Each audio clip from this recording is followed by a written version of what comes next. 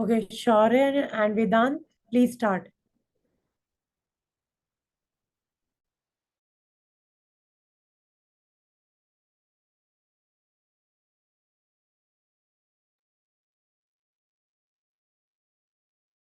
Good morning, everyone. I, Shaurya, with Vedant, are going to be today's Master of Conference. Welcome to Distinguished International Conference, Emerging Technology Trends in Engineering and Management, 2023. Here, we embark on an insightful journey, addressing the forefront issues in the realm of engineering, technology, computation, automation, and knowledge management. This conference stands as a beacon of collaboration, bringing together a vibrant community of researchers and practitioners in the shared ambition to elevate the tools and techniques within our field, creating a synergy of knowledge and practice.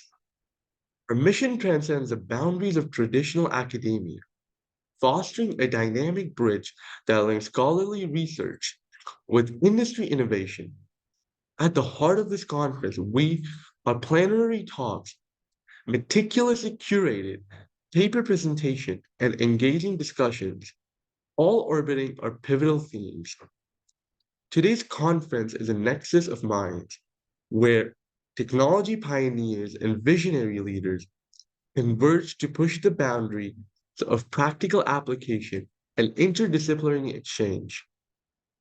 We are not just sharing ideas, we are sculpting the future of technology and management. Join us in the grand endeavor where your voice and contribution will help us shape an exciting technology driven tomorrow. Thank you. Now, I would like to introduce our session chairs.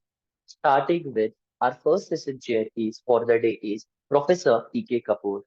Professor P.K. Kapoor is currently Director of Amity Center for Interdisciplinary Research, Amity University, Noida. He has been the former Dean of Faculty of Mathematical Science and former head of the Department of Operational Research, University of Delhi.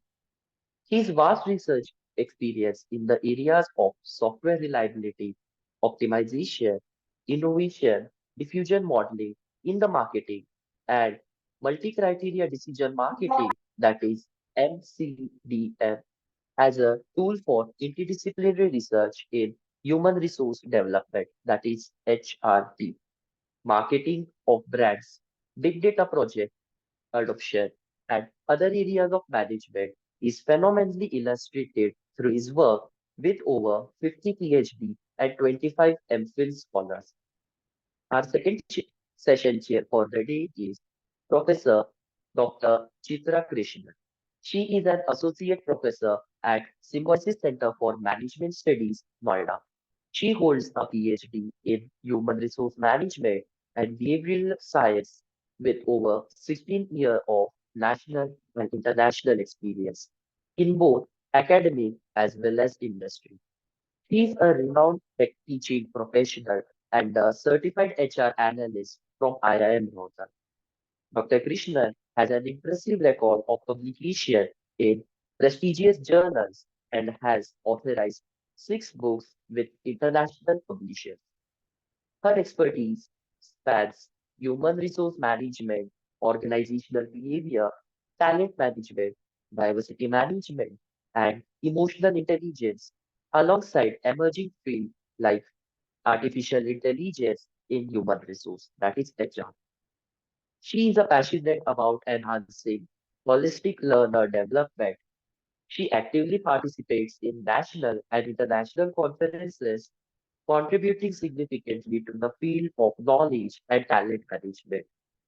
Now, we would now we would like to welcome our session chairs, and we would kindly ask our session chairs to provide us with some introductory words before the session starts.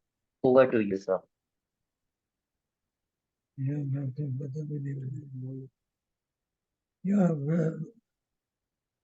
welcome.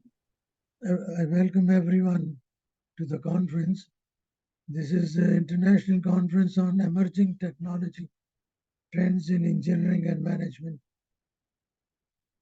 Yeah, this is as we all know, that the new technologies emerging, and it affects in the way you work, the way you manage things. So it is in that, from that point of view, this conference was conceptualized, and I find there's a good response from researchers all over India.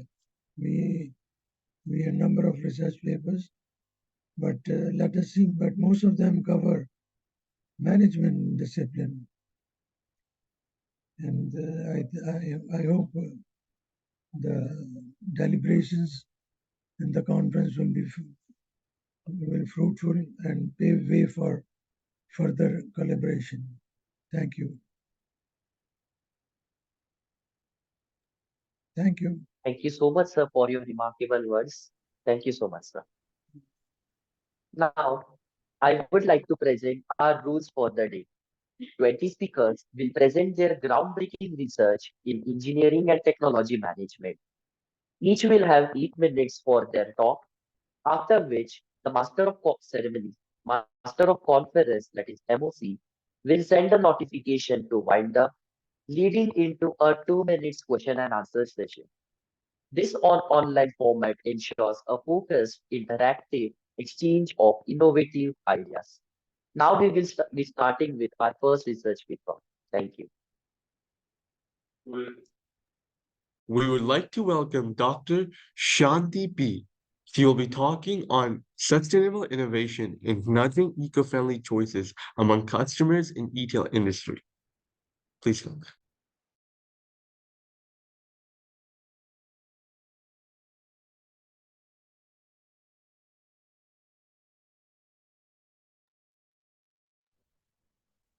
Sure, if that person is not present, kindly check that who all are present, then tell them to present their paper. Is Dr. Pinky Rani ma'am available?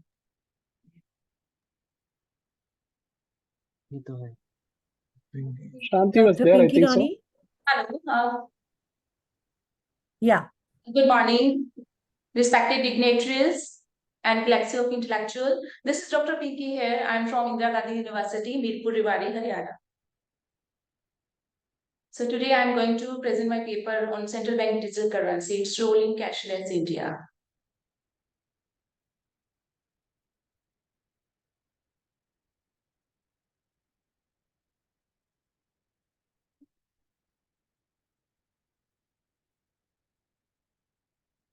So I'm going to share my screen right now.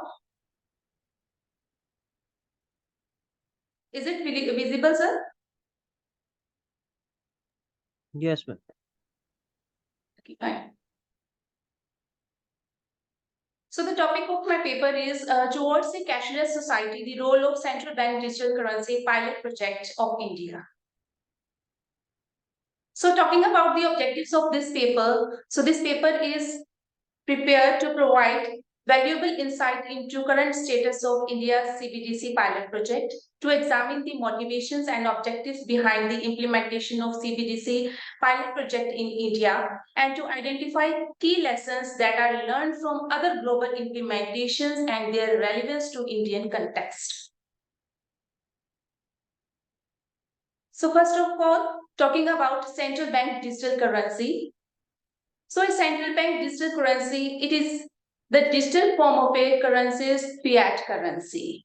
That is also a claim on central bank. Instead of printing money, when the central bank issues electronic coins and accounts backed by full faith and credit of the government, then this is called as central bank digital currency, which is the virtual form of physical currency, which is in trend, fiat currency. So first of all, I would like to tell the global perspective of CBDC. So globally, the adoption of CBDC has been mixed. There are many countries which are actively exploring and piloting CBDC project. There are some other also which are in fancy stage. There are some countries which are already launched in full phase. So accordingly, looking at this map, so this map has been taken from CBDC tracker by Atlantic Council. So this map shows about different types of the countries which are in process of CBDC launch and which have launched, and some are on pilot stage. So here there are 131 countries where CBDC is launched or in pilot stage or development or research or inactive, and some are countries are there who have already cancelled it. So there are 11 countries which have launched central bank digital currency. 21 countries are in pilot phase, 33 are in development phase, and 46 are doing research on it, and 16 are in inactive mode, and 2 have cancelled their central bank digital currency. So this is a map which is available at CBDC Tracker at Atlantic Council. So by looking at and by clicking on these dots, so these dots represents, for example, these pink dots, this displays the countries which have already launched digital currency in full phase. So the green color shows, these green dots shows the countries which are in pilot project. So talking about our country, in India, we are in pilot phase. So in November 22, we have started the pilot phase in India. First of all, wholesale segment, and after that we have launched in a retail segment. We are also in pilot phase. So when we will click on this green icon on our map, so accordingly, we will look at the situation of India. So likewise, India CBDC status that is in pilot stage, and it is also using retail as well as wholesale, but both projects are in pilot phase. So this is the graphical presentation of number of countries and currency unions exploring CBDC over time. So the same data which we have shown in the map is shown in this diagram.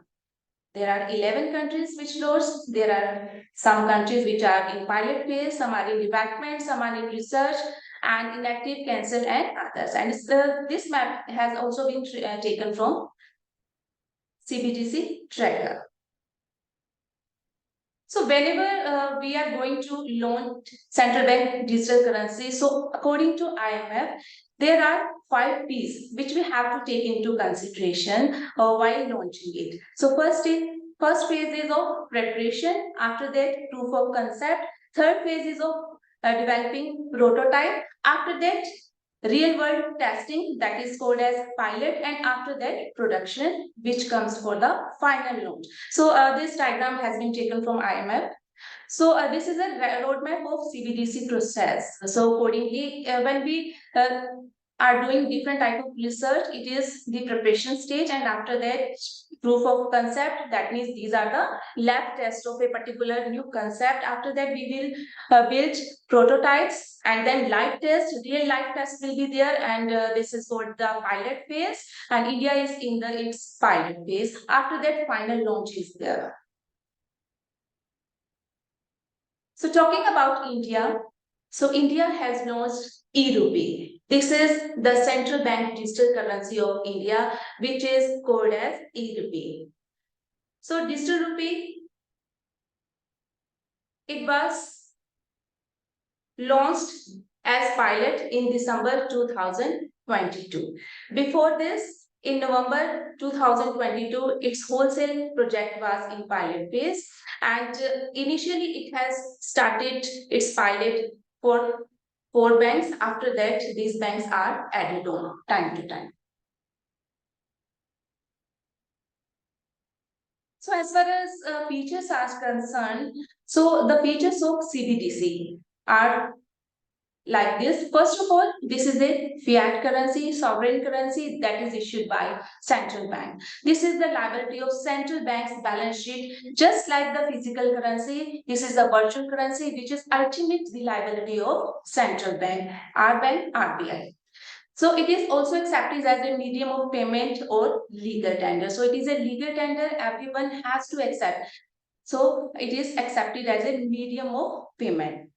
It is freely convertible into cash, and when we want to use it, So there is no need of any bank account. So the holder need not have a bank account. That means for unbanked population, we can also use central bank digital currency. And the most important thing is lower cost of issuance and money and of transactions. So whenever we issue physical currency, so there is a huge cost involved in it, not only the printing cost but also transaction cost. So this type of the cost is also reduced while we use central bank digital currency.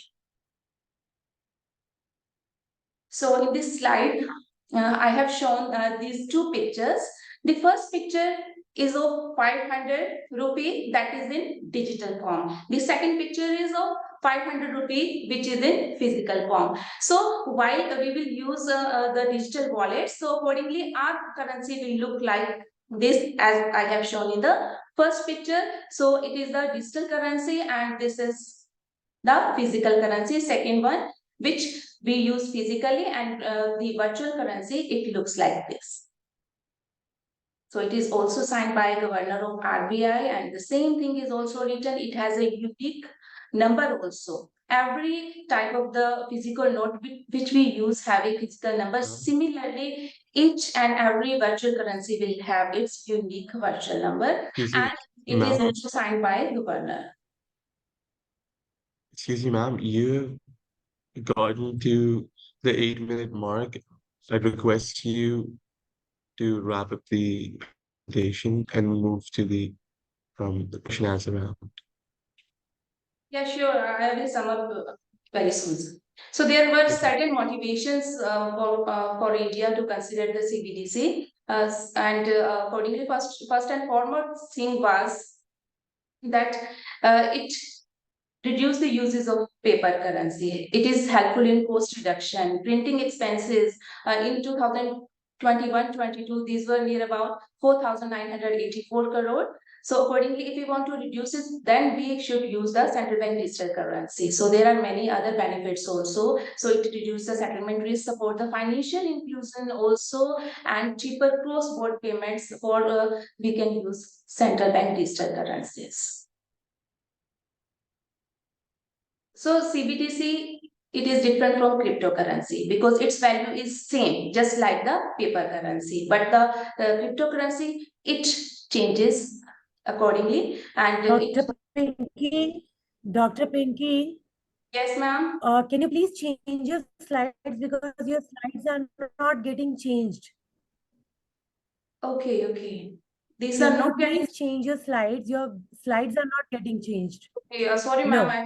I think there is some internet connectivity No problem. So sorry, ma'am. Yeah, it is. The ACB Sarah. Yeah, question. Yeah.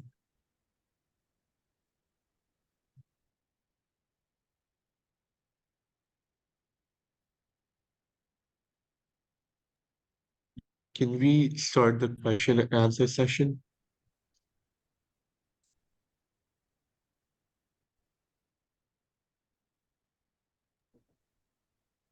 Is it changed, ma'am, now? Yeah. Can you please come to the conclusion? Yeah, sure, ma'am. Why not? Actually, these are different type of the innovations in CBDC. Time to time, we are doing several things in CBDC. Earlier, we have launched the pilot project for wholesale banking. Then we have launched for retail banking. After that, in interbank borrowing, it is also used. So digital rupee circulation was 16.39 crore in 2022-23 according to the RBI data. So at the end, I just want to tell some things that we have to take into consideration while we are launching CBDCs in any country, and we just want to get it success. So there are several factors that we have to take into consideration because there were some type of the currencies like in Nigeria. So it failed. So there are some lessons which we have learned from them. So we should not repeat it. So what are the things that we have to take into consideration while launching these type of the digital currencies? And we just want to get it success. So these are certain points I just want to discuss. So first of all, The first point is related to education and Dr. literacy. Pinky, please wind up your session now. It's too. Okay, ma'am. Okay. So, in conclusion, I just want to say that the central bank digital currency pilot project in India is not merely a technological experiment, it is a catalyst for change. It is an opportunity to redefine the way we interact with money, fostering a more inclusive, efficient, and secure financial ecosystem. So, whenever we navigate this journey, so accordingly, we have to take into consideration. And furthermore, Nigeria's CBDC failure offers invaluable lesson to other developing countries. So its implementation is not solely about the technology, but also how that technology is received and adopted by the public. So with the right approach, adequate education, and supportive infrastructure, developing nation can sidestep its mistake which is made by Nigeria and ensure a successful transition into CBDC era. So thank you. Thanks a lot for giving all this to me. And sorry for the interruption due to the internet connectivity. I'm so sorry for that. It's already. Thank you. And we are in the question answer phase. If anyone wants to ask any questions. No, except Dr. Pinky. Yes, sir. I have not understood what you are trying to say in this. Is this a paper or is it a case or what? So this is a conceptual paper, sir. Sorry? This is a conceptual paper, sir. Conceptual? Yeah, sir. No, but what is the contribution? What is the contribution? How it helps in enriching my knowledge in, you say, e-rupee and UPI. All these are available online. Yeah, sir. These are online, but whenever any country is implementing its CBDC project, so it has to be careful about certain type of the things so that it should be successful. For that, I have taken a case study of Nigeria. So there were several factors which we discussed that if we want to get it success, so these are the factors that we have to take into consideration. What are Because excuse me, don't rush. The last question. What are yes, sir. Can you name the factors? How many factors? Which affect, which, if Nigeria, this Yes, can, sir. what are the factors do you say this has? You mentioned just now some. Most important thing is of public acceptance. After that, education and digital literacy, that is very much important, and supporting infrastructure, which was also Have you done anything with these factors? Any empirical study, sir. An empirical study, sir. physical, or you have certain factors, you apply something? What are which is the most crucial one? Which is the least important or something? Actually, sir, yes, sir. This empirical study have not been done, sir. This is just a conceptual study because it is in pilot phase. So we are looking at the case studies done by other countries and their central bank white papers. We are studying and we are finding out the factors which are very much important to success the CBDC projects in developing places, sir. Factors cannot be equally important, right? Yes, sir. Yes, sir. It depends, sir. And when it will be in finalization stage, so we will be doing the empirical studies by collecting the data from the public so that we can come on a final conclusion, sir. Out of time. Thank you very much. Thank you, sir. Thanks a lot. Thank you, ma'am, for your words. Now, I would like to invite Dr. Shanti P. for her sustainable innovation in nudging eco-friendly choices amongst consumer and retail industry.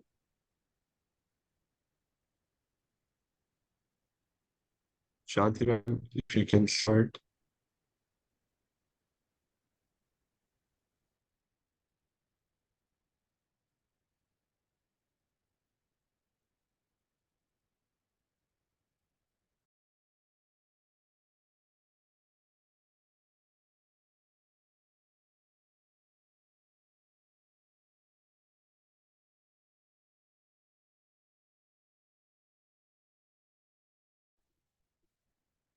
Good morning, one and all. I'm just trying to share my document.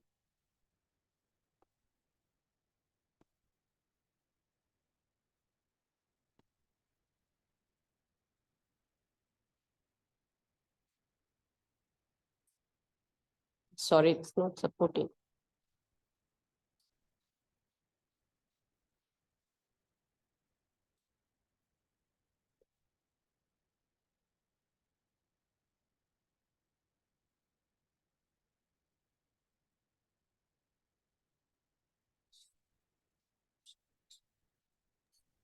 Who is the next one? Yeah, please. I'll join back. Sorry. Okay. Would you need Dr. Dr. Kannan Shanti? is Dr. Shanti, do you need more time? Yes, ma'am. I guess so. It's not supporting. My PPT is not supporting to be shared. Okay. Okay. So meanwhile, we are calling another. Yes, ma'am. Please go on. Yeah. Okay. So be ready with your presentation. Yes. Can we call any other next? next is Dr. Kannan. The research paper is on AI anxiety employee paper. Dr. Ajita is present. Next one.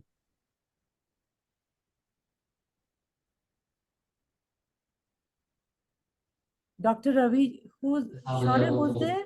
Dr. Ajita is there presenting. Okay. You can take her. Please do that. Doctor, okay. Ajita can Yes, sir. present. Yes, sir. So good morning, everybody. I'm Dr. Ajita. I'll be presenting. I'm the third presenter for today's session. Is my presentation visible? Yes, sir. It Go is ahead. visible. Yeah, okay. Thank you so much. So my study is on comparing employees' performance before and after application of artificial intelligence. So the introduction, when I speak about introduction, today artificial intelligence is becoming very instrumental force. And when it comes to transformation landscape, we have to be very conscious on the significantly to see what happens to the performance and dynamics of the workplace. And the study normally dwells into the realm of employee performance, what will be their scrutinizing impact on implementing artificial intelligence, how their productivity will be, what will be their efficiency or overall contribution to organizational objectives. So normally when we implement AI technologies, it is mandatory to check where are the parameters that happens to the tasks that are accomplished within the workplaces. So this brings the fundamental redefining of job roles, altering traditional workflows and all those. So what is the need for the study? So the need for the study is based on to identify whether there was some workforce adaptation, reskilling, or there is an employee engagement or well-being. Is there any utilization of human capital? What is the agility and flexibility? And based on the alignments and decision making, and your productivity enhancements and performance measurements or innovations, computative edge based on ethical and societal consideration. These are the main things when it comes to artificial intelligence being implemented in your workplace dynamics. So the main objective of the study is to analyze and compare the employee performance metrics before and after the integration of artificial intelligence, and to identify is there any specific area where artificial intelligence has influenced employee productivity. It also helps us to understand the challenges and objectives associated with AI implementation in the workflows. We are also finding whether we can give some recommendations to find that. So these are some of the literatures which has been gone through the books, and these are some of the journals through which all the reviews were taken for the study. And then we identified there were some research gaps available based on qualitative measures of working experience based on AI was not there. And long-term effects on skill developments when it comes to AI on employee skill development and career advancement was not explored. And creativity and innovation metrics when it comes to AI was not there. And organizational adaptations and learning curves when it comes to adapting AI into the workspace was not available. And social dynamics and collaborations when it comes to working environment or some comparative analysis was not available as AI has not been studied when it comes to team dynamics, communication partnerships, and things. And ethical decision making and bias mitigation after AI integrations were also not studied. And two more things were adaptive learning and performance feedbacks and job redesign or employee empowerment after AI was not studied. So these were identified as a research gap. And after identification, some of the variables or factors were identified. Based on the variables, attributes were also identified. So the first one is employee experience and job satisfaction. And questions were asked to the people who were using AI technologies in the organization. Questions such as introduction of AI technologies, did they influence their job satisfaction? Or can they describe any change in their working experience after their implementation of AI related to stress, motivation, sense of fulfillment? And we also asked some creative inputs like after AI being encouraged or constrained, or do you have any innovative thinkings, creativity after AI being utilized? We had the next factor as long-term impact and skill development. So we noticed there are changes in skill requirements for the job, and based on that, were they able to adapt to it? And were they able to perceive the impact of AI on career development? We also gave an opinion like training programs effectively addressing the evolves of evolving skill needs due to AI integration. Then the third variable was organizational adaptations and learning. So we asked like describe the organization learning curve when it comes to after you're using your AI technologies. We also asked them to observe any strategies or initiatives that aims at maximizing the benefit of AI within the organization.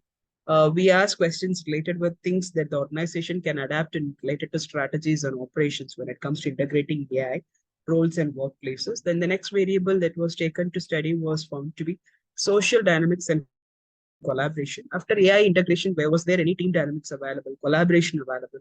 And we also asked like, do they believe AI has influenced communication patterns among team members, department, and there has been many changes like decisions are made or delegated to within the team after AI implementation? How was it? And if yes, how? That's one of the questions.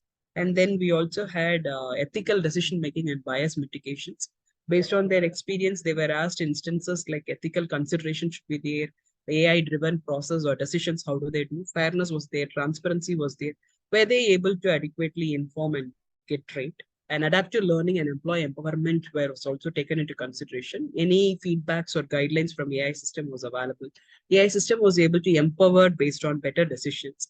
And decision when it comes to research design, it was quantitatively based on surveys and all those. Qualitative interviews and open surveys was taken, and data integration was done based on analysis. Quantitative surveys were statistical tools we used, and for qualitative themes and patterns were Dr. used. Ajita, Yeah, Google. Dr. Yes, Ajita, ma'am. this is my request to focus on your research methodology and findings. Okay, ma'am. So next comes the findings. Thank you, ma'am. So based on the influences on job satisfaction, it was found that there was some positive impact at young age employees were found to express some increased job satisfaction due to their reduced manual task and improved efficiency. And they were able to access to new tools facilitated by AI.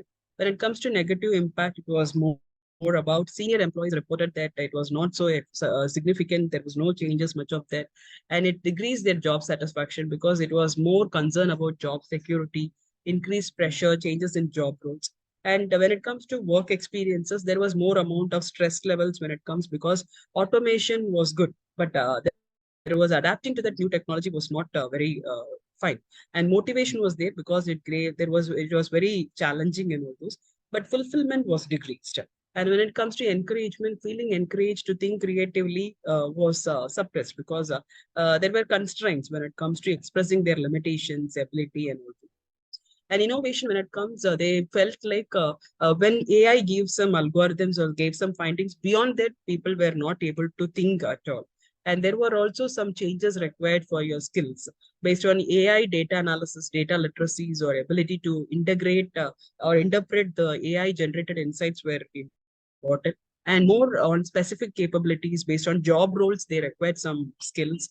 And when it comes to perception of AI's impact on career development, the AI as a catalyst, it can be taken, but full time it cannot be taken. That was the concern given by them. And proper training was required effectively to address all the skills. And when it comes to team dynamics, they told that there should be improved collaboration by providing better access when it comes to AI tools and all this. AI tools was good in taking decision, but we can't rely on it all the time. That was one output that came out. So And you influence. passed the 8-minute mark. Please try to wrap up. Okay, thank you. So there were some changes in communication styles have to be made and decisions, delegations. And when it comes to ethical impact, it was more about what they have to involve, situations, and fairness and transparency in AI decision was there. But how much to rely was the main issue when it comes. So based on suggestions, it was like we can recognize and celebrate the positive aspects of the employees, but implementing or programs and all those was not up to the level, and more amount of skill requirement were required. And there should be also some adaptations and learning has to happen when it comes to AI. More amount of team dynamics need required, and ethical considerations and bias mitigations has to be trained properly. Only then it will be effective. So to invest more on AI systems to provide accurate and relevant feedbacks can be taken. To conclude it, I can tell that there should be a clear ethical guidelines that has to be provided, and robust bias mitigations has to be ensured, so that there is a fairness and transparency in AI-driven processes, and people can use it perfectly. And there should be also some fostering open communication channels should be created, so that every team can get into that.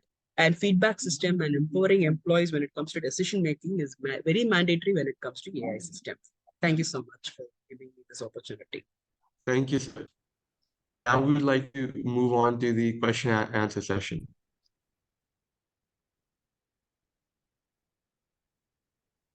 If anyone has any question and answers.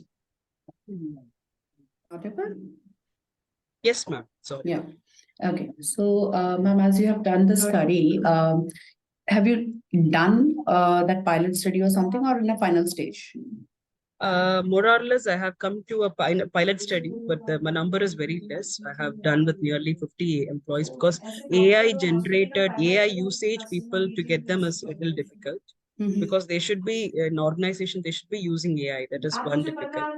So using the pilot study, I have given the outputs. So this is basically you have done in which industry? Any specific that? Yes, ma'am. Software industry was the one industry where I took, because they were the they were the most people who were using AI into consideration. So out of all the variables which you have selected, ma'am, these are variables which you have taken from some of the sources, or it is something which you have created with your own questions have been generated? Based on research gap, what I have identified my variables, and based on that, I have tried to I have created my own, because for AI, there is no much of studies that has been available. So it is not possible to get a predefined one or existing one. So it was my variables, what I got from research gap. Okay, so how you're going to validate it, ma'am? Pilot study based on reliability and reliability of the questionnaire I have got, and based on this, I have got the outputs. And it is found that Cron Bench Alpha is very good when it comes to reliability. So after that, what I have got is based on that. So I hope as the reliability is good, I can go with a huge amount of people.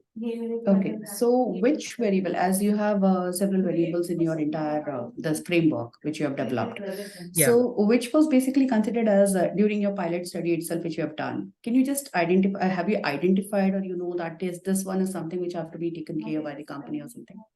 Which have Ma'am, when it comes to organization and adaptation and learning, that is where people, I find like it is to be given more amount of importance, because people everywhere you can find the reasons. When we give an open question, or when I ask in interviews to them, when I talk to them, people tell that the proper amount of learning of AI tools, how to use it, where to use it, that becomes very important. Okay, okay. So as it's in a pilot study, okay. Thank you, ma'am. Thank you. Thank you. Thank you. Yeah. Thank you so much, ma'am. Now I would like to invite Dr. Shanti P. ma'am. She will be talking about sustainable innovation in nudging eco-friendly choices among consumer in retail industry. Over to you, ma'am.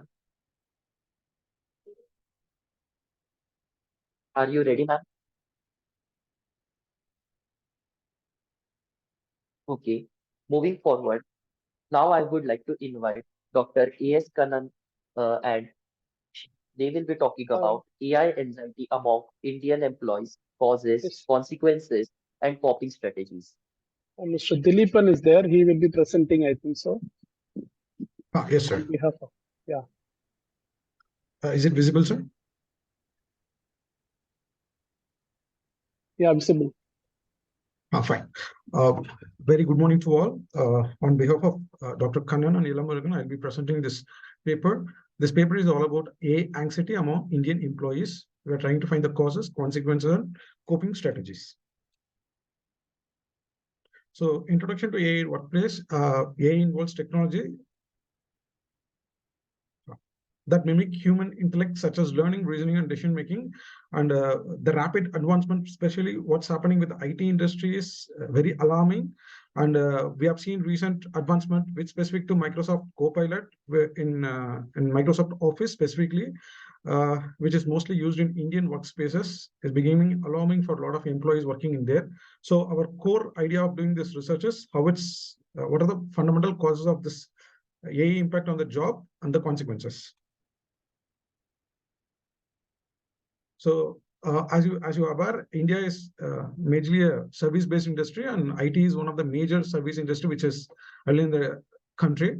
And we are specifically focused on BPO, KPO places where this we believe that AI will have a key impact in the coming days.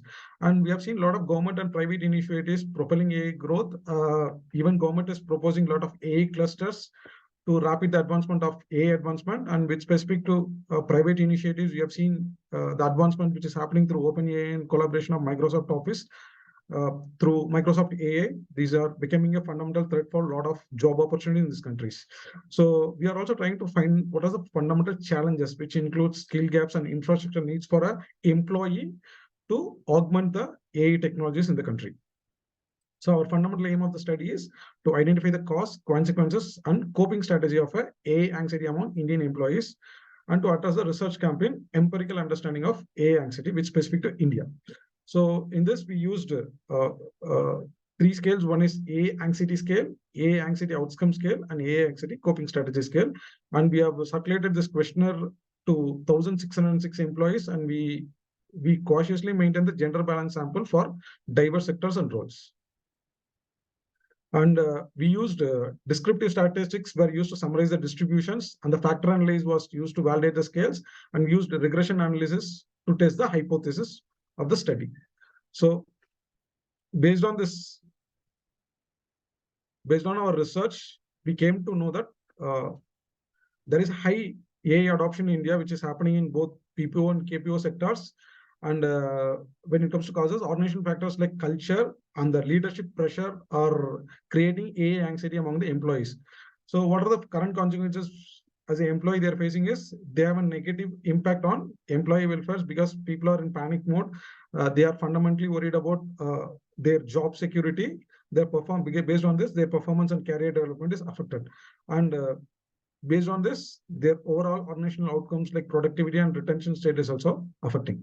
When it comes to coping strategy for AI anxiety, the problem focused and emotional focused coping strategies should be, from the organization point of view, they should come up and give us a coping strategy so that employees can recover out of it. And from employee point of view, continuous learning, social support, and positive mindset as an effective strategies we have got from the study. Our key finding is there is a moderate level of AI anxiety among a lot of respondents, and greater AI anxiety leads to more negative outcomes on well-being and performance. And effective coping strategy can mitigate the negative impacts. And especially what's the implication? We have a huge skill gap, which is especially in the industry like BPO and KPO, that companies should mitigate the skill gaps and the ethical concern with specific to using AI within the company landscape. And as far as infrastructure, we have to create a lot of infrastructure support to learn all these technologies, data security, and the addressing all this skill set mismatch among the employees and the industry demand should be matched. And my conclusion is AI anxiety is a significant concern among Indian employees, as India, if you see, 70% of job is service oriented. And out of the 70%, we have seen a lot of job specifically stick to KPO and BPO industry. So advancement in AI is becoming a serious threat to Indian employees, with specific to people who are working in the IT industries. And how to address this? Very simple, through employer supports, and as a government also should come up with some policy making and should address the skill gap through educating the employees. So as it was limited presentation, 8 minutes presentation, I condensed my presentation and presented. Thank you. Thank you so much, sir. Now we would like to move for a question and answer session. Any questions?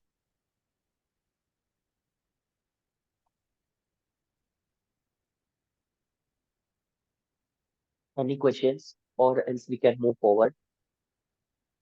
Okay, so Kandan, so this is a final research you have done, or still you are in a process of it? No, we have completed it. You have completed. Okay, this is basically the completed one. So you have Yes, done we with the IT companies. Yes, ma'am. We are specifically focused on KPO and BPO based employees. KPO and BPO. Okay. Because MS Office is one fundamental tool which was exceptionally used there, and introducing of Copilot feature through Microsoft of AI integration, it becomes a serious threat of a lot of job opportunities. Okay, so sir, as Kanan sir, you're saying that this is a job threat. So after completing this research which you have done regarding this AI, anxiety, and other things are there, what exactly you have analyzed? What exactly your finding related to the job threats, or apart from that anxiety among the employees, especially in these industry, regarding this application of AI in their jobs? The fundamental understanding what we got out of this research is there is a serious threat has been felt by the employees, and they are trying to learn how to cope up with the advancement of AI. They are trying to learn, but still they could not able to find some proper avenues to learn all these new technologies. So our fundamental understanding is when we give for suggestion also, like company as a policy, they should come up with a lot of this technology advances course part of their like employee advancement features, like that they have to come up with a lot of course so that they could push their skill level from for normal employees to upskill to match the AI demands. Okay. Okay. So thank you, sir. Thank you so much. Thank you. Thank you so much, sir. Again, after this, I would like to invite Dr. C. Dilipan, sir, and he will be talking about navigating the generative AI wave, what drives early career researchers. Over to you, sir, again.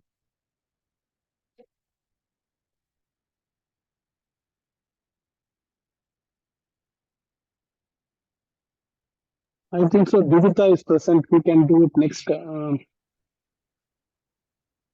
Divita, Mini, they can start. I think so. Okay. Okay. Ms. Divita Khanna, ma'am, are you ready? Yeah, I'll just be sharing the screen. Yes, Ms. Divita will be speaking about mindful machines and analysis of ChatGPT's effectiveness in education.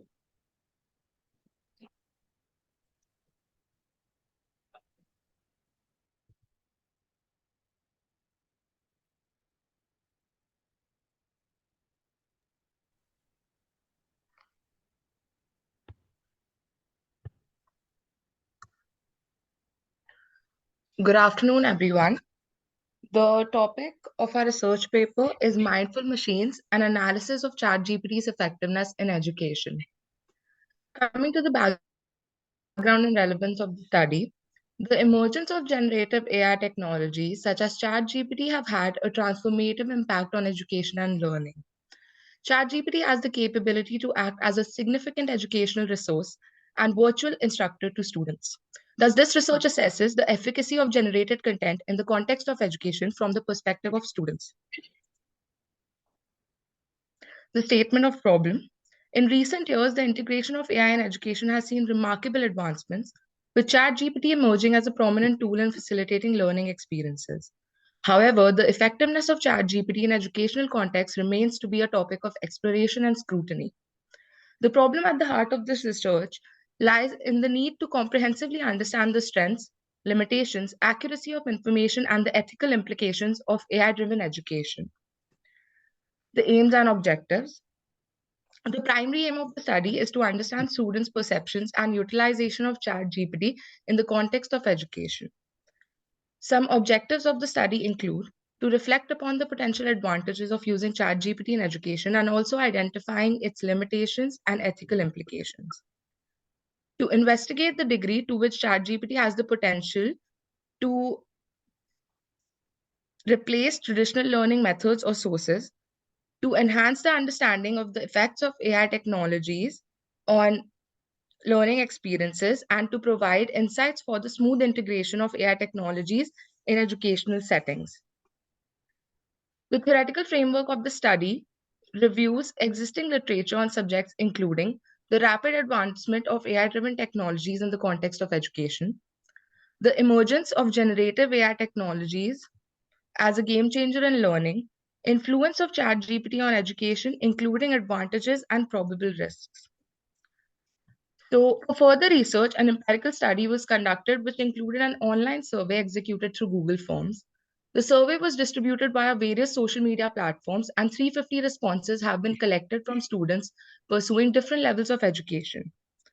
We came up with a hypothesis for the study which states that AI models such as ChatGPT may only be effective as an educational assistant to students and do not yet possess the capability to replace educators and provide adequate human touch in the context of education. So, the empirical study focuses on 4 major themes.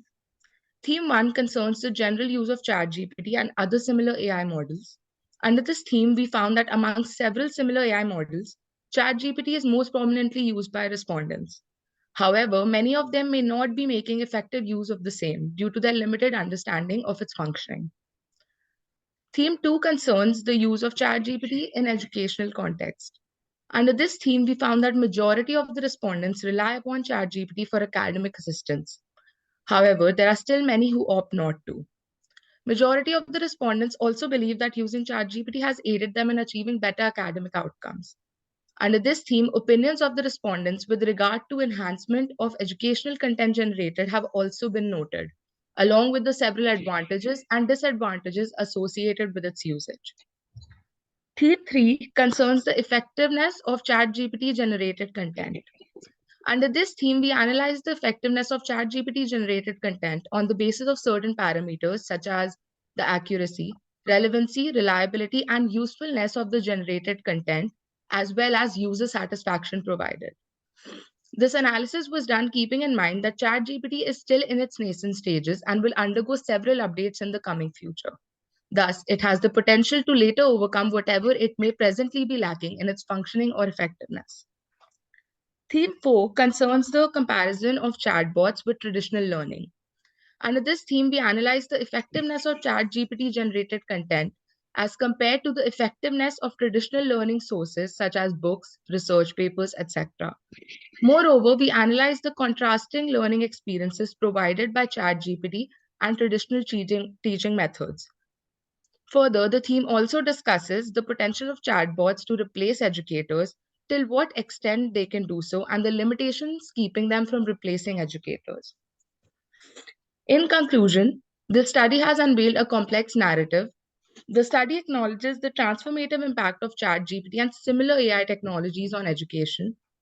The study also highlights the need to cultivate an interactive discourse between such technologies and education. In order to provide further recommendations in this regard, we created a framework which focuses on the contributions of 4 major stakeholders, including students, educators, educational institutions, and AI developers. Thus, through the collaborative efforts of all stakeholders, the framework may facilitate higher efficacy and smooth incorporation of AI technologies in the education sector.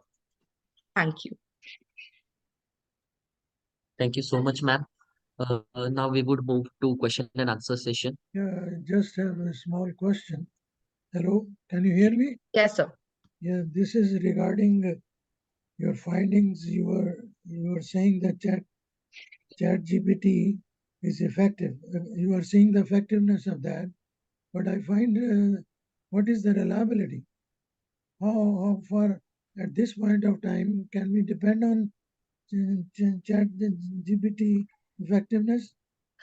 So with People reference, research, everything is being misused these days. People are, borrowing introduction and writing research paper. yeah, It's all repetition, you know. yeah. So Chat PPT at this point of time, I think is I won't call it as effective. It is about So our findings do not suggest that it is very effective. It is somewhat effective, and based on different parameters, we've seen that the accuracy and relevancy are constantly shifting from person to person depending on their use. effective. If it is effective to little extent, do you apply this or not? You should Sorry. refrain. we should refrain from applying the chat GPT tool or something, you know. So, yes, so there are definitely ethical considerations there, and there are a lot of issues with overdependence and plagiarism. But if certain guidelines are followed, as we said, that we suggested a recommendation framework which comes from the end of students, educators, educational institutes, and the AI developers. So if certain guidelines are abided by, then the effectiveness and the reliability can be increased. Also, with further updates, as it is still in nascent stages and it is a dynamic industry, it will still be updating in the coming future. So a lot of limitations of the tool can also be overcome in the coming future. You should be clear about what it can do, what it cannot do. You know, what you should not use chat GPT for a certain purpose vis-a-vis education. It is research which is affected most, you know, by the misuse, or I don't know what word to use, chat GPT. People, it is being misused or misunderstood. People write research paper and they get rejected, and no reason is given, and still I think chat GPT is still in the infancy state. Is it so? Yes, sir. And it is still advised to use it as an assistant. Like, for example, even when you're writing a research paper, it's better to get a structure or, some basic assistance regarding the structure of the paper, but not information, because the information can still not be relied upon, because the free version is still that it does not have any real-time updates. But the versions which are paid and highly updated, those versions have certain features that make it into a much better tool to use, or a much reliable tool to use. But majority of the public uses the free version. So right now it is suggested to just use it as an assistant and not rely on it entirely for the entire job or the entire task.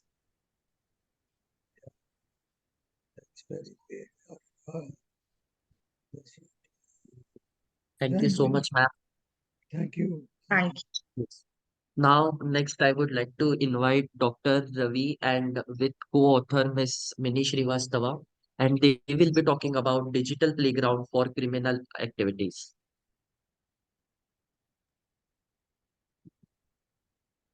I'll just start the screen.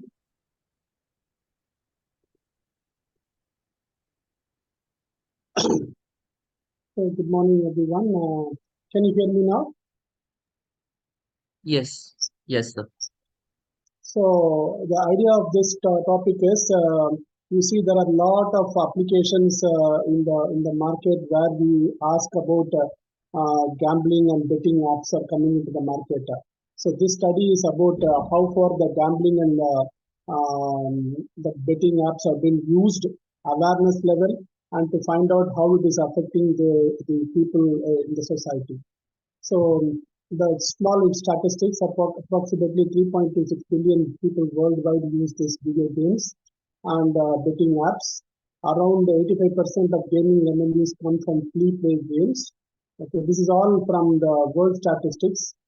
And when you go to the market size in India, it is about 0.38 billion revenue. Okay, it is coming from this gaming segment.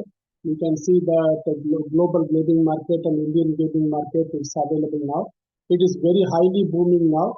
30 to 35% of the CAGR in the market, and so it is highly growing.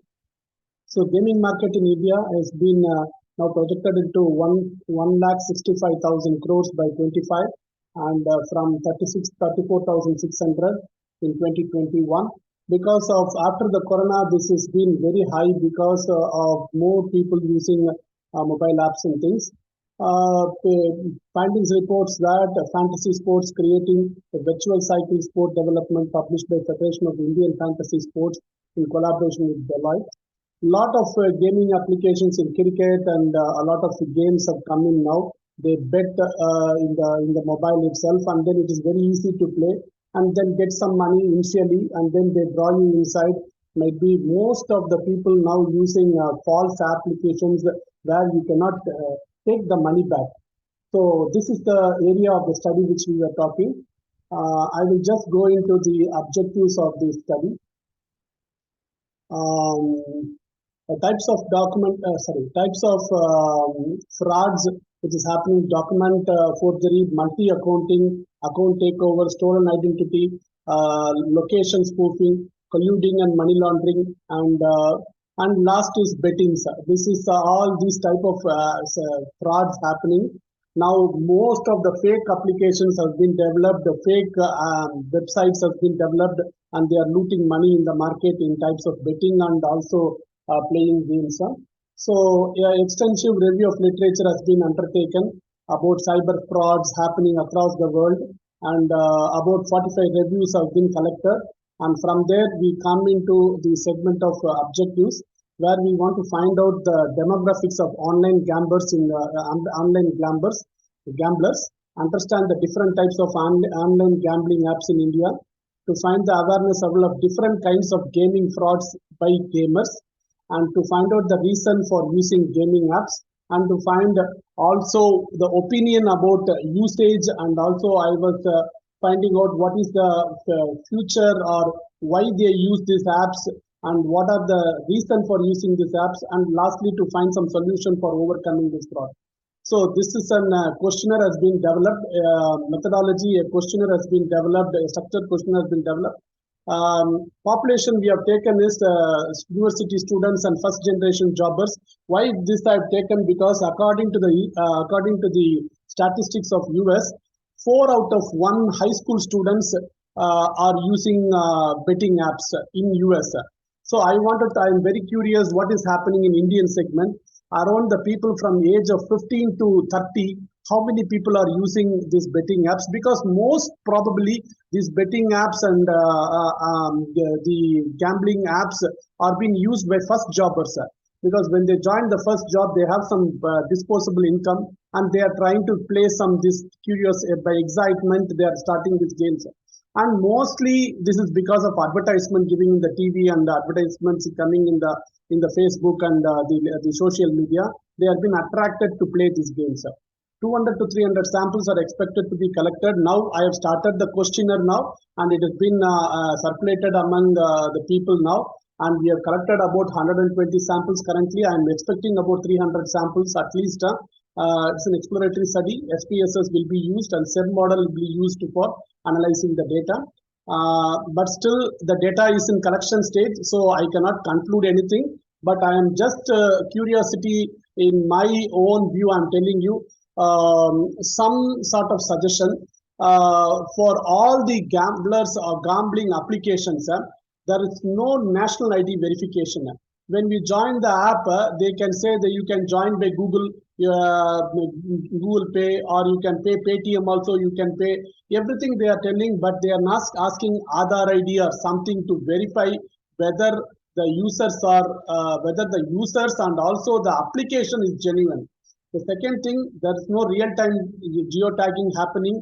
The persons are coming from virtual networks, coming from Indonesia or from Thailand or somewhere they are coming, and they're opening their sites and then asking them to play games, but they are not from Indian continent. Most of the websites are happening in the gambling apps are not operated from India, they are operating from abroad. That is why the geotagging is very important, and national ID verification is important. And there is no KYC asked for any risky accounts. The KYC is missing in these applications. When you join these apps through mobile or through any other network, there is no KYC properly asked, and it is validated. So people tend to join this and lose their money. After that, they go for. I inquired the local police station here. In a month, they receive at least 300. This type of frauds happening with the accounts, and they register the case. And when they see an application, when they see a website, automatically the website is getting changed. Within 3 days or 4 days, they change the website and come with another website to do the same job. So this thing is happening. So I wanted to find out what is the real situation among the students or the first generation jobbers. And once I conclude my study, I can give you a concrete understanding about this. And I thank the organizers for giving this opportunity to present here.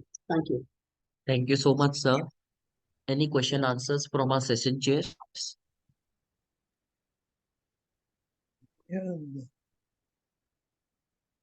government is thinking of banning this. Already banned gaming in India. Yes, sir. And gaming, those parts, mostly the gaming that is done is the criminal kind, that they are frauds. And no, I'm not saying everything is fraud, but there are fraudulent activities happening. So the problem happening is, sir, when they join, they are allowing it to join. When they want to take the money, they are not allowing to take the money. They are putting a lot of regulations inside to that, and the people are not able to take the money. And some websites are really fraud, and they are keep on changing their websites.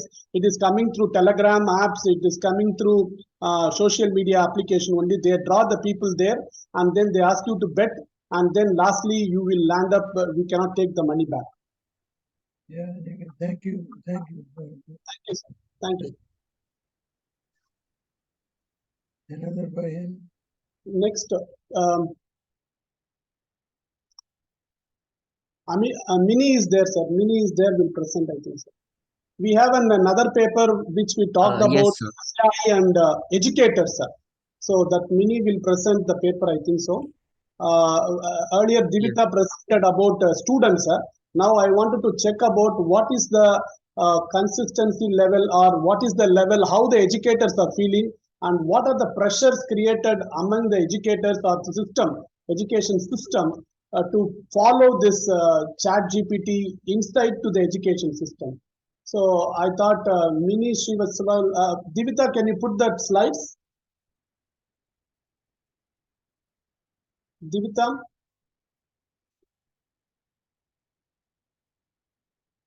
Yes, sir. This is the topic.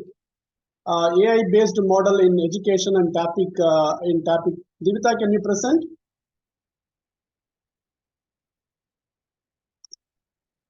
Hello.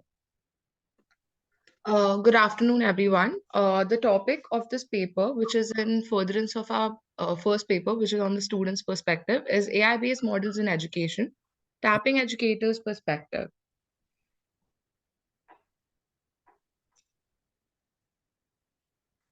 Go ahead.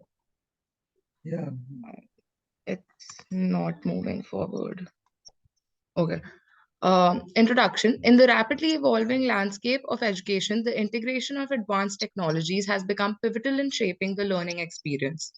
Among these innovations, ChatGPT stands out as a powerful tool that professors can harness to enhance student engagement, provide instant support, and streamline communication.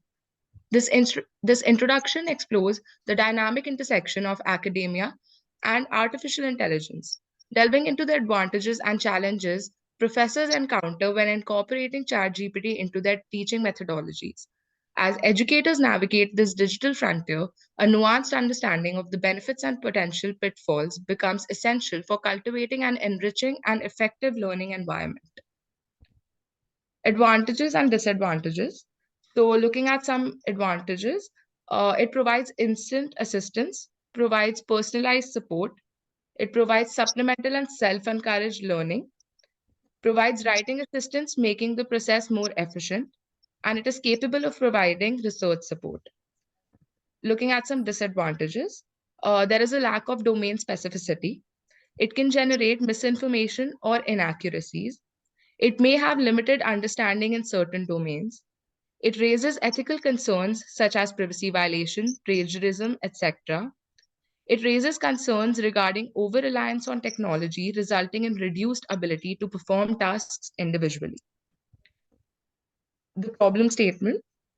Generative AI technologies such as ChatGPT have found their way into the education scenario. As observed in the previous study, students frequently utilize such technologies for various educational purposes. However, it is also necessary to obtain the perspectives of educators on this emerging trend in education. Thus, it is imperative to understand all relevant considerations from educators' perspective in order to facilitate healthy incorporation of such technologies in the education sector.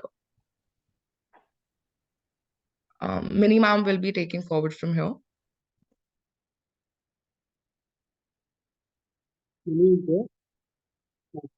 Okay, you just click it. I will go through it.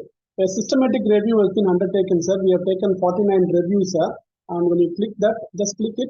Okay, it is not coming. Okay, I will just 49 reviews has been undertaken to understand various components of the AI educators' problems and also the opinions. That has been put as a review, systematic review.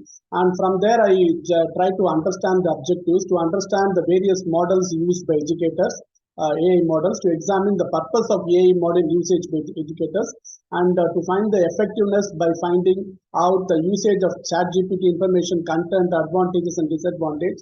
And also we collected the opinions of the educators, what will be the future of this AI into the system. There are a lot of problems happening inside the classrooms where the students finds what is the teacher teaching is correct or wrong. They are trying to check in the classroom itself by ChatGPT systems. So what is the future of this teaching entity? These are the questions asked by us. The next slide. And the study is we have collected 100 responses currently, and we are going on a pilot stage now with the questionnaire, and to find what is the reliability of these 100 questions and the questionnaire itself. And after that, finding the reliability, we will go into the original questionnaire with collecting more samples, and once we reach about 200 to 250 samples, then we can try to conclude this study using modern techniques, whatever we can use it through SPSS. So this is an idea, and still the data collection mode is on, pilot study is on, and once in the month of December can complete everything. Sir. January the paper will be. Raise up requesting you to conclude your session. Concluding, that's all. Just go to conclusion, that's all. Conclusion, we could not offer a specific conclusion now since the analysis on technology has overtaken the field of education and is not left alone.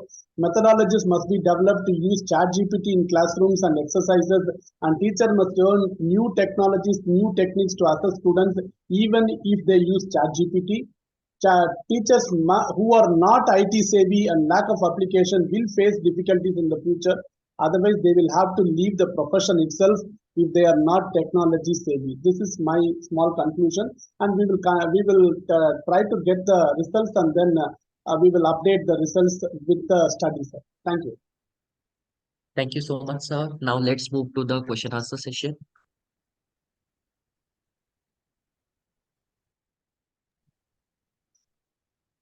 Yeah, no question, please. Yeah. Thank you, sir. Okay, sir. Now let's Lurdu is there. We can present. Now let's proceed. Now Ms. Mini Srivastava will be speaking about artificial intelligence. Is it time for global governance regime? Over to you, ma'am. All right. Am I audible? Yes, ma'am, you are audible. Yes. All right. Requesting my co-author, Ms. Divita, to please share my presentation.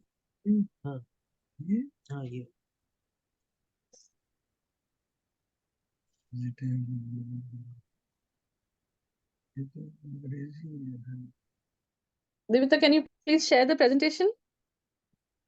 Yes, ma'am, please give me a minute. Okay.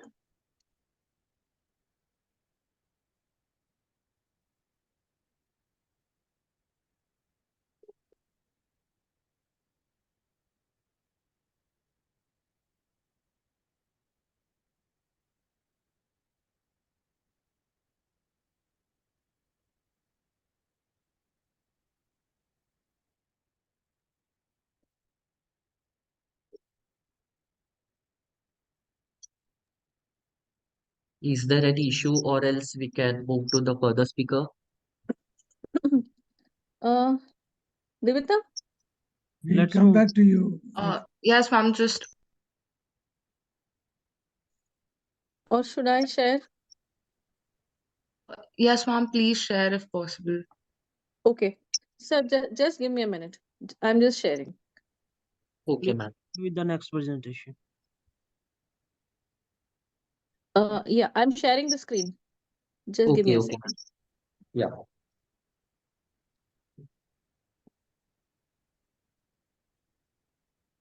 Yeah. There seems to be some issue. We'll come back. You can start with the next one, please. Okay, ma'am. Now moving forward, now Miss Divya Lakshmi will be speaking about navigating the generative AI wave.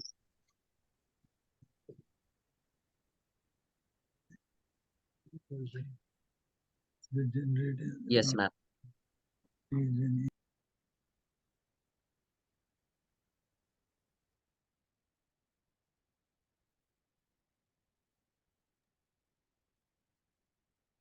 Ma'am, you can start.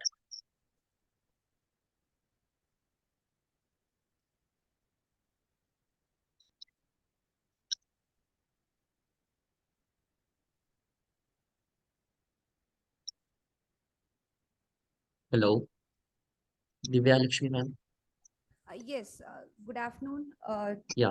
Chair. So, a warm good afternoon. So, I'm going to present a paper titled "Navigating the Generative Wave That Drives the Area Early Career Researchers." So, it is like based upon the early career researchers, how come it is effective on their uh, technology. So now going on to the overview of generating AI in academic research. So you have generative AI, which is a branch of artificial intelligence that specializes in new original content or the authentic content, which is already derived from the existing data, and also which includes technology and advanced neural networks capable of writing or designing and also involved in hypothesis generation. So in this academia, generative AI finds its application in automating complex tasks such as data analysis, literature review, and experimental designs.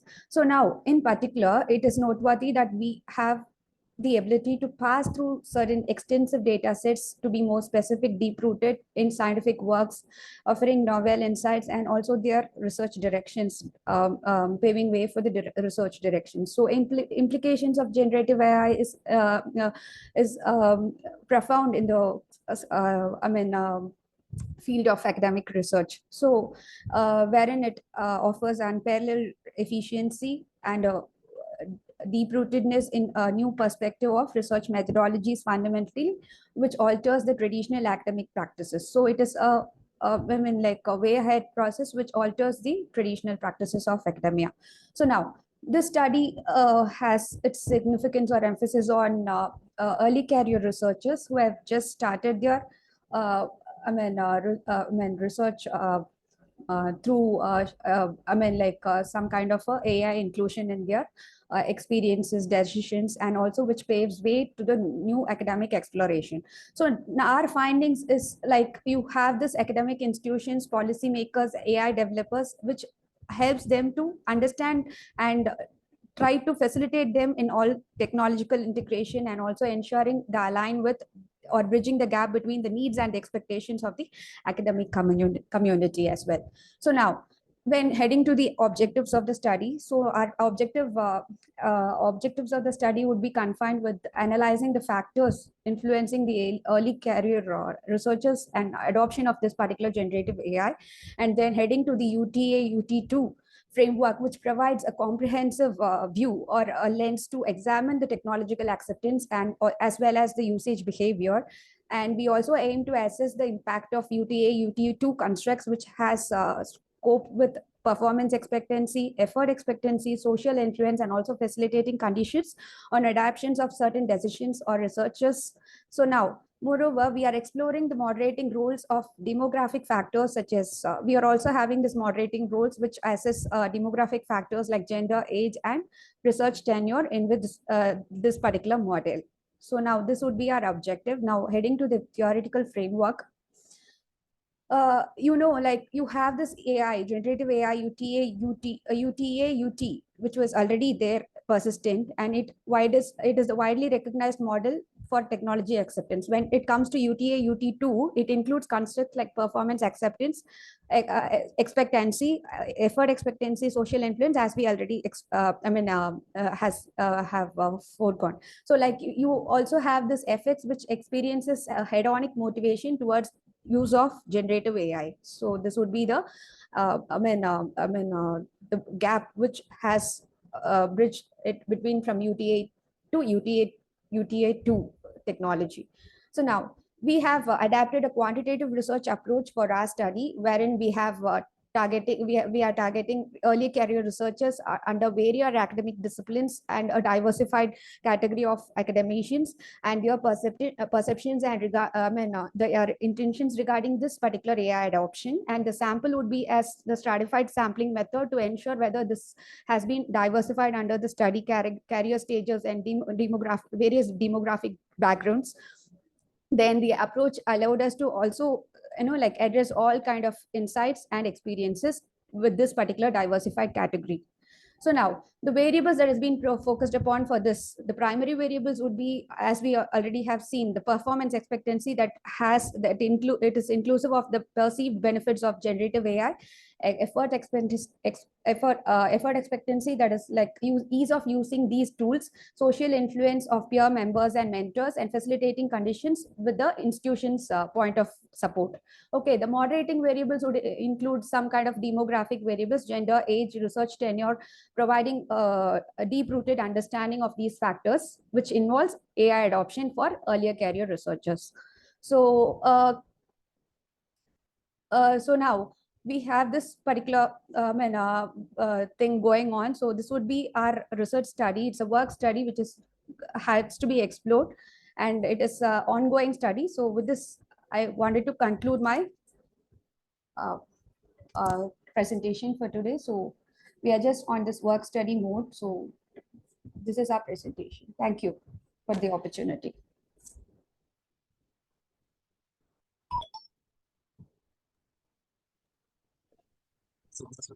Any question answers, sir? No, no questions. Okay. Now let's move to Ms. Mini Srivastava, and we will be talking about artificial intelligence. Is it time for global governance? All right. Devita, meanwhile, please share the screen. Ma'am needs to end their screen sharing. Okay. Yeah. Okay, Divya ma'am will stop sharing the screen.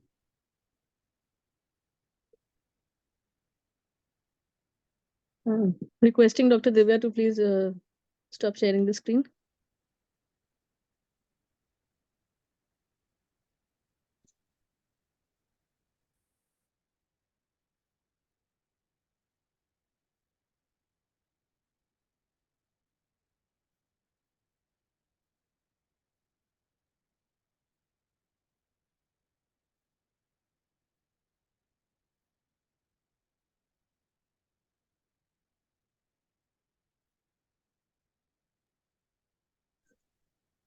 I think let's go to the next. Yeah. It is visible. Is it visible to everyone? Yes, ma'am, you can continue. All right. Thank you. Good afternoon to one and all. The topic of our presentation is Artificial Intelligence, is it time for global governance regime? And I, along with my co-authors, Ms. Devita Khanna and Dr. Ravi Chandran Krishnamurthy sir, we are going to present the paper together. Please move. The two main questions that we are going to answer in this presentation is why AI needs regulation, if at all it requires regulation. And so what are the main reasons and what are the different approaches to regulate AI? So why there is so much of buzz about AI and its risks? So I want to bring the attention of the audience to that. So these three gentlemen, these three contemporary figures who have played pivotal roles for resurgence of AI are Geoffrey Hinton, Jan LeCun, and Joshua Bengio. In 2018, they actually won the Turing Award, that is Nobel Prize in Computing for their work in deep learning and artificial neural networks. And actually, though they had brought AI to this particular juncture that it is now, they themselves have also gone ahead and cautioned the world. They have individually expressed their varying perspectives and concerns regarding the risks that are associated with AI development and deployment. Please move. I would specifically like to mention Geoffrey Hinton's perspective on future of AI. He is a British very senior professor, a British computer scientist, and for 10 years, he actually worked with Google as well as University of Toronto. And very recently, in May 23, he actually announced his resignation from Google so that he could speak freely about the risks of AI. And he says that AI can actually result in loss of jobs, fake news, unintended bias in employment and policing, autonomous military robots, and most importantly, he cautions that AI actually poses existential risk, and it might the machines may actually take over humanity in future if it goes on like this.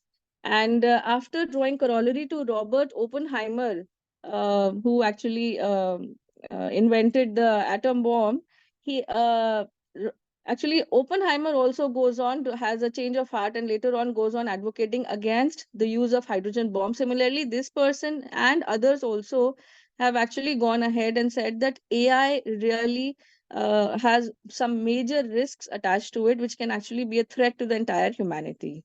And he advocates for AI safety and ethics. Please move on.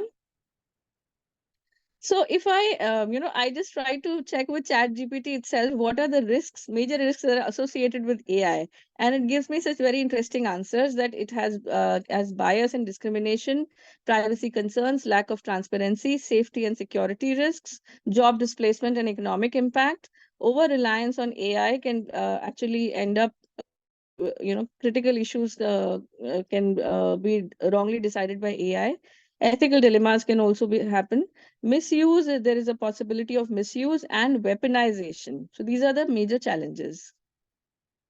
And so to counter these challenges, so right now, so I am a law professor. So coming from the legal world, I would like to tell that across the world, everybody in the legal domain is actually thinking how exactly AI can be regulated. So broadly speaking, there can be two kinds of approaches. First is vertical approach, that is sector-wise regulation, and second is horizontal approach, that is player-wise approach. So vertical approach is when you sector-wise regulation means health, finance, education, each sector has its own guidelines.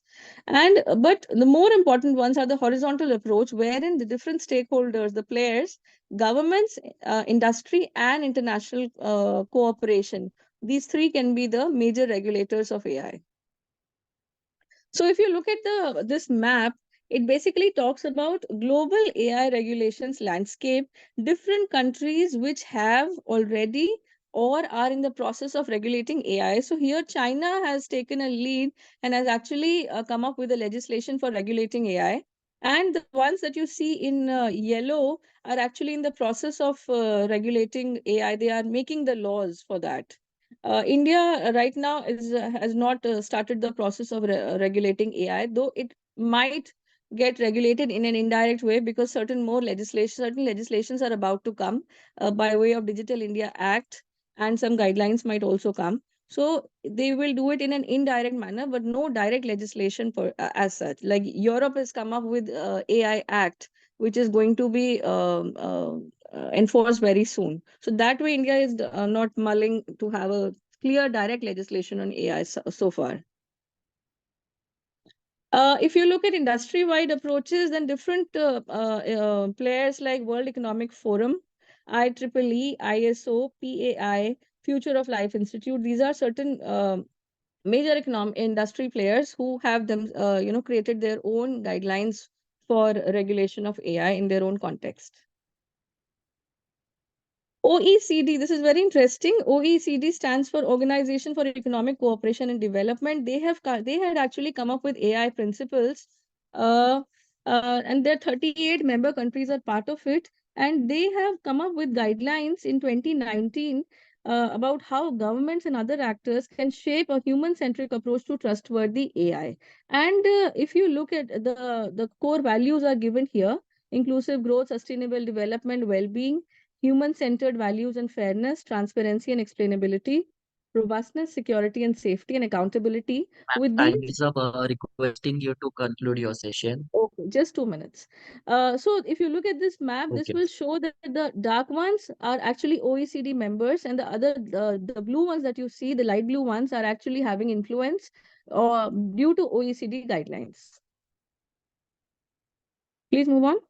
The last thing is, even United Nations has come up with a high-level advisory body on artificial intelligence, very clear of a major level. At global level, the United Nations has come up with this body, and experts of different fields are basically, they're going to come together, and they are going to come up with a policy which is going to have a global impact on how the laws, how the AI needs to be regulated. So the conclusion is that AI has enormous opportunities, but it also has enormous risks, and laws are required so that your AI can be used in a balanced way. And the regulations are certainly required at numerous levels, from global to national to sectoral. And global level efforts can play a pivotal role in bringing uniformity and consistency and give clear sense of direction for rest to follow. Thank you. Thank you, ma'am. Any question answer session, Jess? Rita, you can stop sharing the screen. You can move, Patu. Thank you. Okay. Thank you. Now inviting Dr. Srinivasan, and he will be talking about determinants of profitability of Indian regional rural banks and agency theory perspective. Over to you, sir.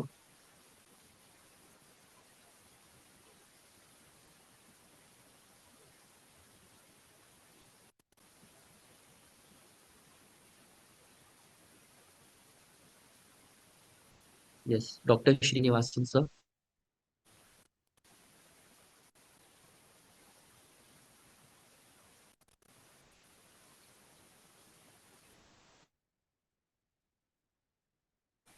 I think so. Purna Prasad is available. He can present. Lourdes Selvam is also present.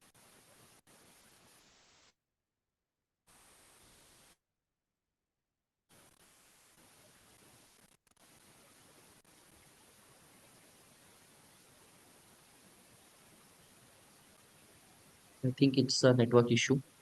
Let's continue. Now further inviting Dr. V. Lawrence, sir, and he will be talking about university industry collaboration, intention behavior gap. Yes, sir.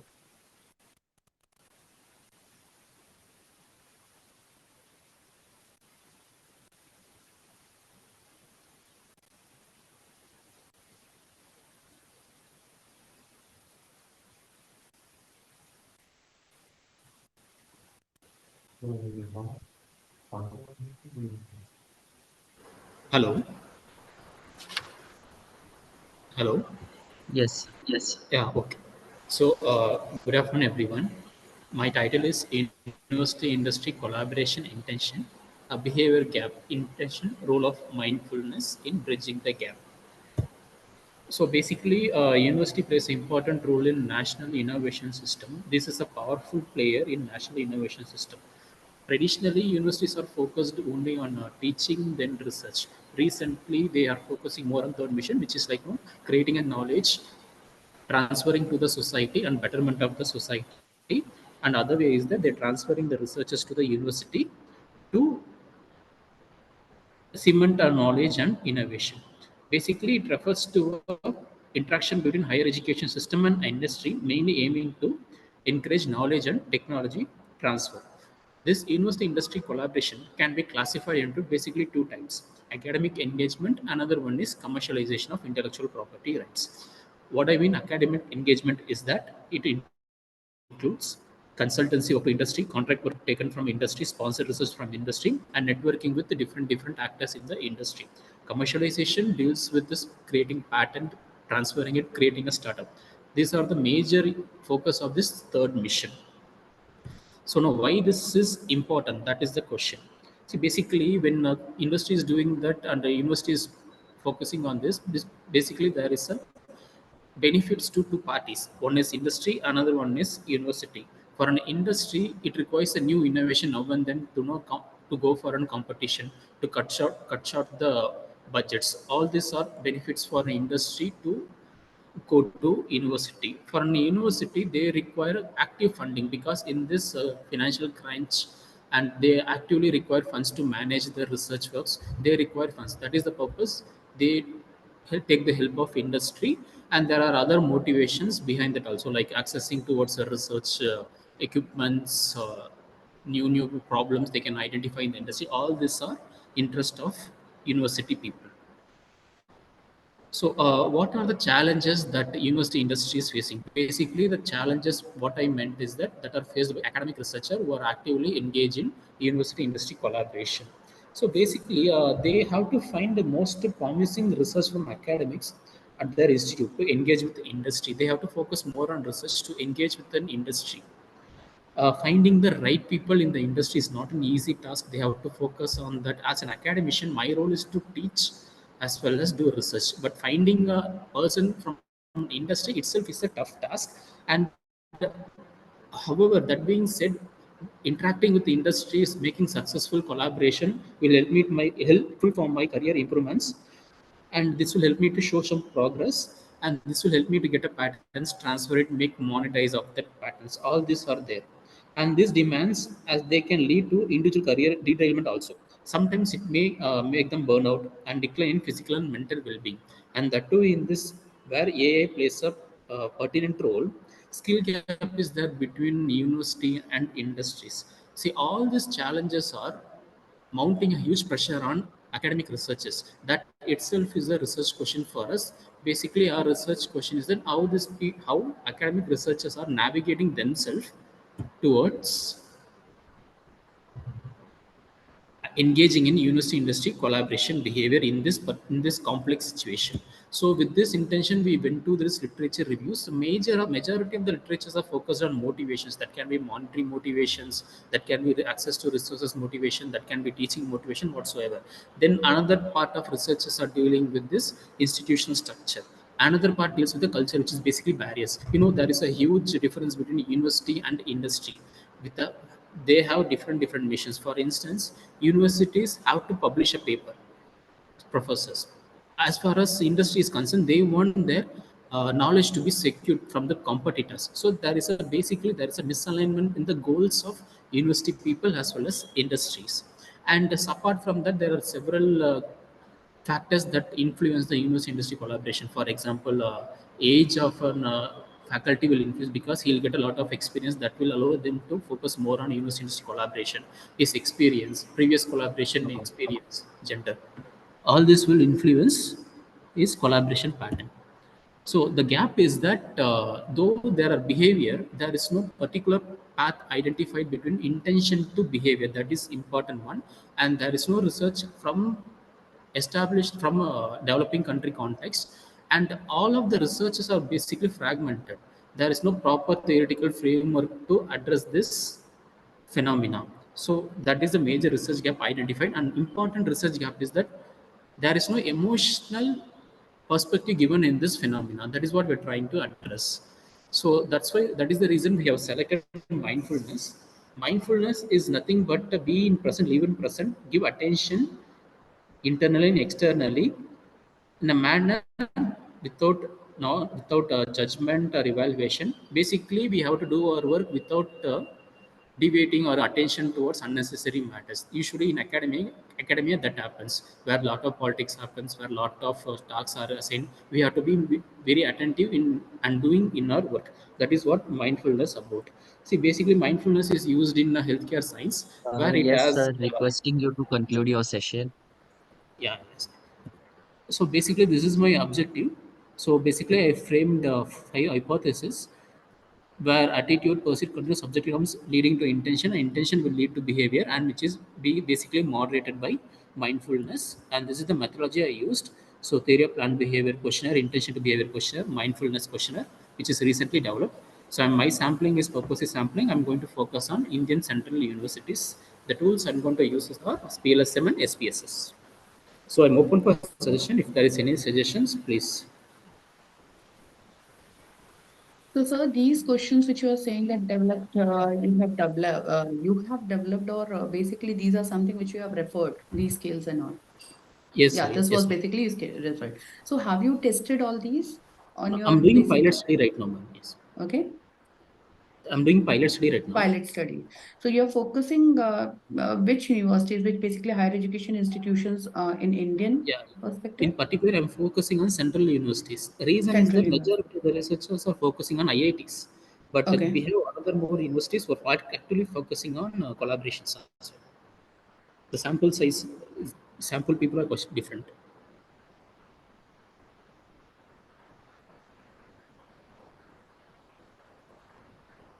Okay, any doubt, ma'am? Okay. Oh, thank you. Okay. Thank you so much, sir. Now requesting Dr. Shanti P. Ma'am, and she will be talking about sustainable innovation, emerging eco-friendly choices among consumer in e-tail industry. Over to you, Shanti Ma'am.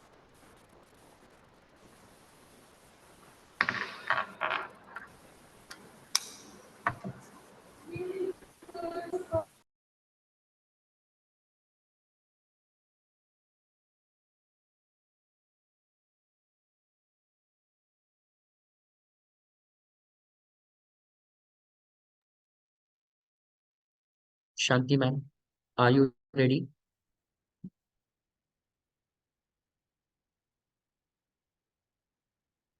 Okay. Uh, yes, ma'am. Any issues? Please unmute. Okay. Moving further, now requesting Ms. Durga, and she will be presenting about leveraging cybersecurity to gain customer trust, multifaceted study on prominent Indian bank. Yes, Durga ma'am.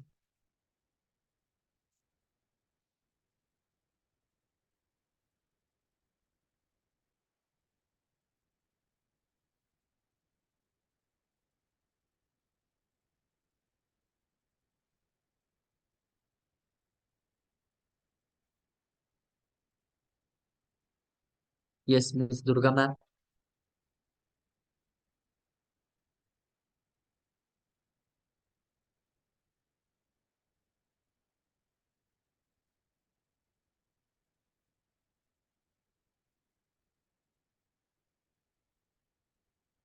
Ma'am, you can start. Acha, okay.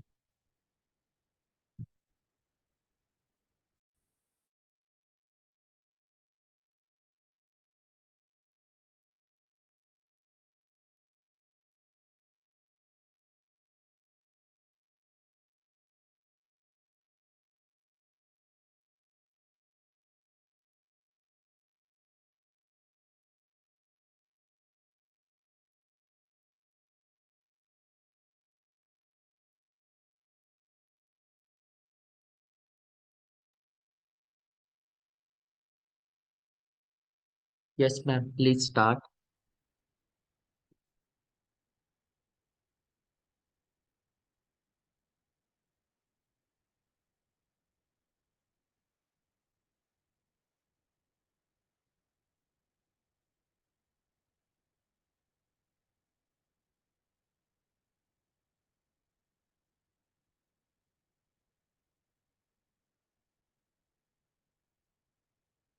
Ma'am, you are not audible. Ma'am, please kindly check your connection.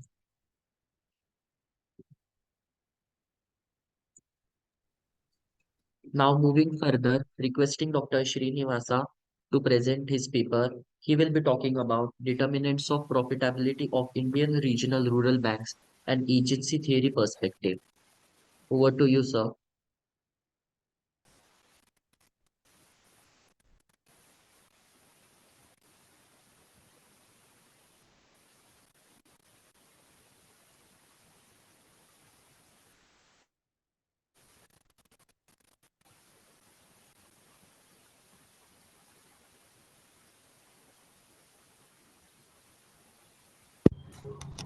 Is it audible?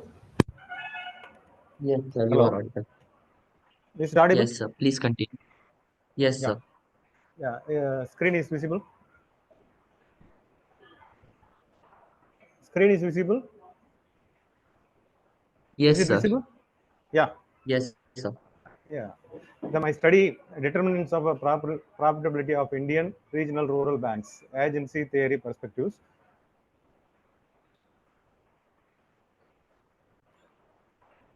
So introductions, regional rural banks play a significant role in economical development rural area in India. RRB were established in 1975 to provide banking service to rural areas and promote rural development. Since the RRB have grown size and the number of now have a significant presence in the Indian banking sectors. Several studies have examined these bank specific factors impact on bank profitability. Generally, this, however, there is shortage studies specifically focused on the effect of these factors on the profitability of Indian RRB. What is the purpose of the study? It seems in the studies it aims to investigate the influence of bank specific factors on the profitability of the Indian RRB, regional rural banking, in order to bridge existing gap in knowledge. The study will be conducted on sample of Indian RRB over a period of 5 years. The capital adequacy ratio, asset quality, liquidity, and operating efficiency will be used in independent variables when profitability will be used as the independent variable.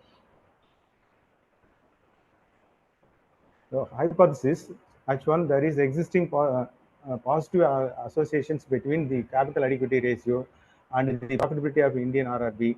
H2, there is a negative relationship between asset quality and profitability of Indian RRB. H3, there is a positive relationship between liquidity and profitability of Indian RRB. H4, there is a positive relationship between operating efficiency and profitability of Indian RRB. Research methodology, the studies focused on RRB regional rural bank operating in India. It has vast network RRB with are crucial in providing banking service to the rural and agriculture sector. The study objectives is to analyze the impact of bank specific factor on profitability of Indian RRB. The research instruments for the studies will primarily be secondary data sources. These data for the studies will be obtained from the published financial statement of the selected RRB. The data will be collected for 5 years from 2017 to 2022.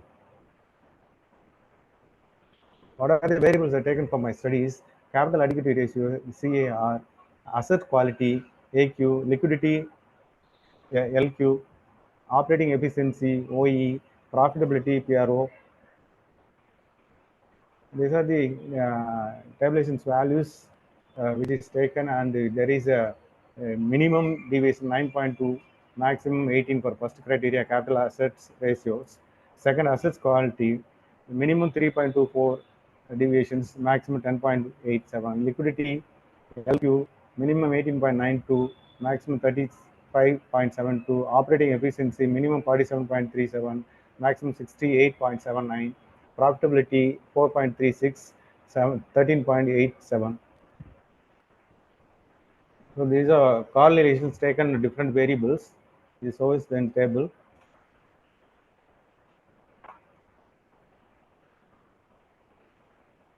What are the findings in my studies? The primary objective of the studies was to investigate how bank-specific factor affect the profitability Indian. The result revealed that the CIR had a significant positive relationship between the profitability. Finding is consistent with the prior research by Ahmad and Al-Terman in 2012, who found that the higher CAR positively impact profitability. The results suggested that the banks with higher CAR are better positioning to absorb loss and maintaining the financial system stability, which turn enhanced profitability. The study found a negative relationship between AQ and profitability. These studies find aligned with the previous research conducted by Dew, Yang, 2017 and Kagi 2011, who also found the negative impact of AQ on profitability. The result indicates that the banks which lowers non-profitable assets are most likely to be profitable. This could be due to the fact the lower level of NPA reduces the need for provisions and write-off, which ultimately affect the profitability. Moreover, the studies found that the LQ had a significant positive relationship with profitability. This found is consistent with the prior research conducted by the Horizon 2015, who found that the liquidity positively affected profitability. The results suggested that banks with adequate liquidity level are better positioned to meet their customers' demand and take advantage investment opportunity, which ultimately affected the profitability. Lastly, the studies found that OE had a significant positive relationship between profitability. This finding is consistent with prior research conducted by H0 and Land 2010, who found that the higher operating efficiency enhanced profitability. Results suggested that the banks that are more efficient in managing their operations and are more likely to achieve the higher profitability. Study limitations, directions for the further research. Excuse me, First, sir. Time yes, is up. Requesting you to kindly conclude your session. yes. Yeah. Conclusion: the studies aim to examine the impact of the bank-specific factor on the profitability of rural banks (RRB) to fill the research gap in these areas. The results indicate that the capital adequacy ratio (CAR), assets quality (AQ), liquidity (LQ), and operating efficiency (OE) significantly affected the profitability of Indian RRB, with the CAR, LQ, and operating efficiency positively impact on profitability when AQ has a negative impact. Yes, it's over my session. Thank Okay. you. Thank you so much, sir. Any question answer session from session chairs?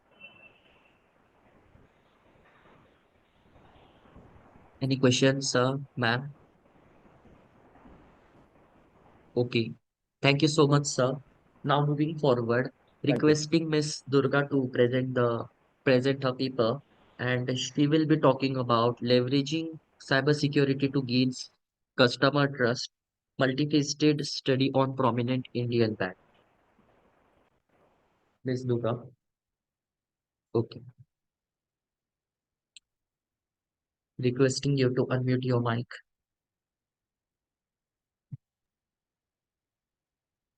Okay.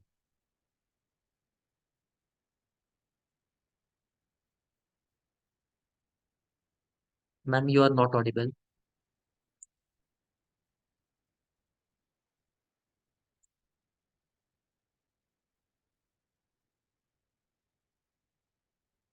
Durga ma'am, you are not audible.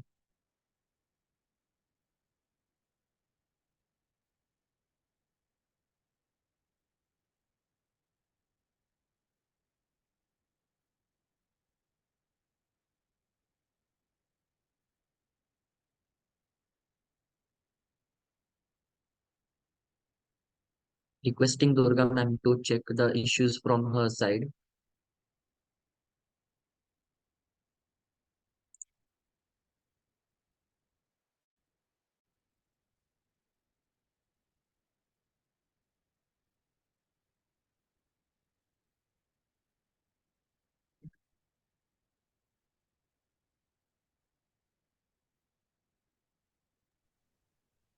Vedant, we can call another one if Okay, she's. ma'am. Yes, ma'am. Now requesting Mr. Purna Prasad Thakur to present his paper.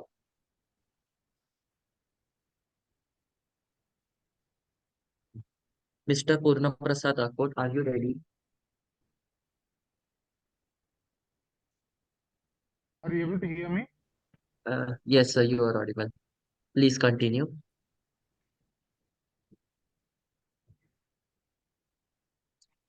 I'm sharing my screen. Please confirm.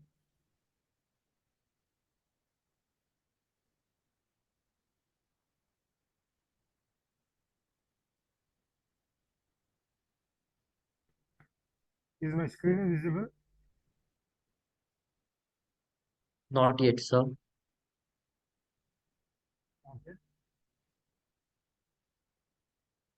Now, Yes, sir. Now it's visible.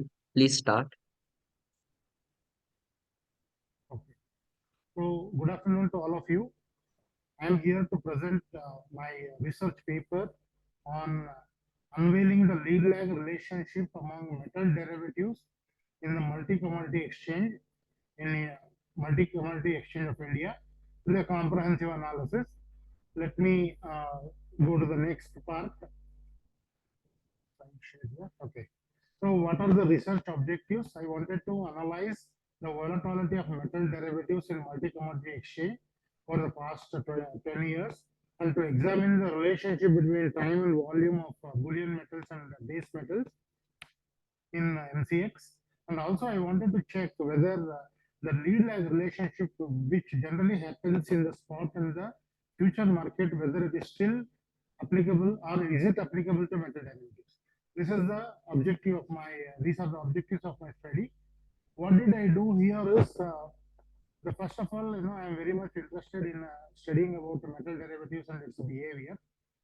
I collected the data from MCX, which is an authoritative body in conducting all the metal derivative transactions. I collected data for last 10 years. I did a study on how it is varying, how it is happening in the market, which is very volatile, what is its volatility index, how one can look into it as an investment or a trading purpose. All these things I analyzed and I developed a paper. In the process, I used tools like Microsoft Excel, eViews, and the techniques, you might be seeing there. I used ADF co-integration test and causality test for the analysis. Let me go further. What are the outcomes? I understood that the standard deviation of 7 metals which are actively traded in MCX for the period of August 2012 to August 22 revealed that there is a lot of volatility exists, and I also understood that silver is the one which is the leading and lead is the least one when compared to variation. Generally, we have this assumption as an outsider that the gold is always volatile, silver is volatile, or base metals are volatile and all that. So I wanted to reinvestigate and find out. But surprisingly, I got the result. Silver is the more volatile than gold or rest of the material or rest of the metals. And lead is the least one. And this is how my first objective is met. And coming to the second, I wanted to check how volumes of these contracts are happening for the last 10 years, because these metal derivatives are not very, popular in the market. So in that also, I wanted to check whether people have same interest in all the counters, and I took the data and I came to know that, all derivatives are traded reasonably well. There is a good improvement. People are logging into this, but platinum is not traded because of its poor response from the market. So this is another segment which I wanted to look into, that the traders and hedgers, generally metal derivatives are driven by hedgers, but now traders are also coming into this foray, and they are also playing a role that is adding more, I can say more volumes and more contracts in this metal derivative segment. Coming to the another, my third objective, okay, here I just wanted to check whether that lead lag relationship exists or not in this all the 7 metals, okay, and I again reiterate that lead and the lag relationship exists in all the 7 metals, and one can predict one to other so that they can have a better trading strategies and better analysis through this test. So I have collected the last 10 years. The reason being, all the finance related secondary data holds good for last 10 years. So I have taken the 10 years time and the two latest 10 years, and I am quite satisfied with the outcomes, and it reiterated that metal derivatives can be a very good segment in the future for the investors and traders to go further. And coming to the conclusion, I feel that this research is a basic step towards it, and now my next step in this process will be is whether fundamental analysis and technical analysis also holds good here. If it is so, how it can be taken forward. This is my next step in this research journey related to metal derivatives. So with this, I conclude my presentation, and I am open for suggestions or any clarifications, which if anybody is having, I can do it, okay, for the understanding purpose. Thank you. Any questions from session chairs?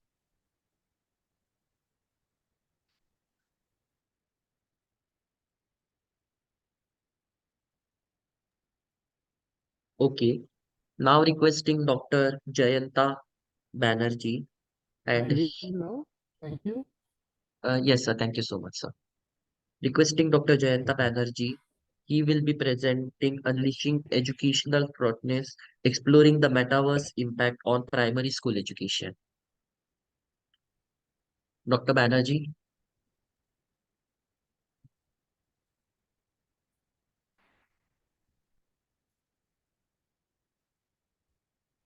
Okay. Dr. Miss Durga ma'am, would you like to present now? Are you ready?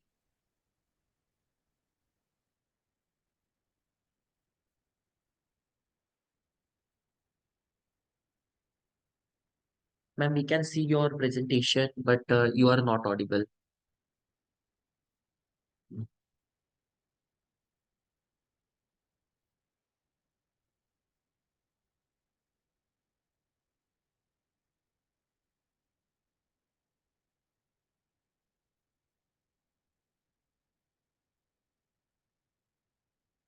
Yes, ma'am.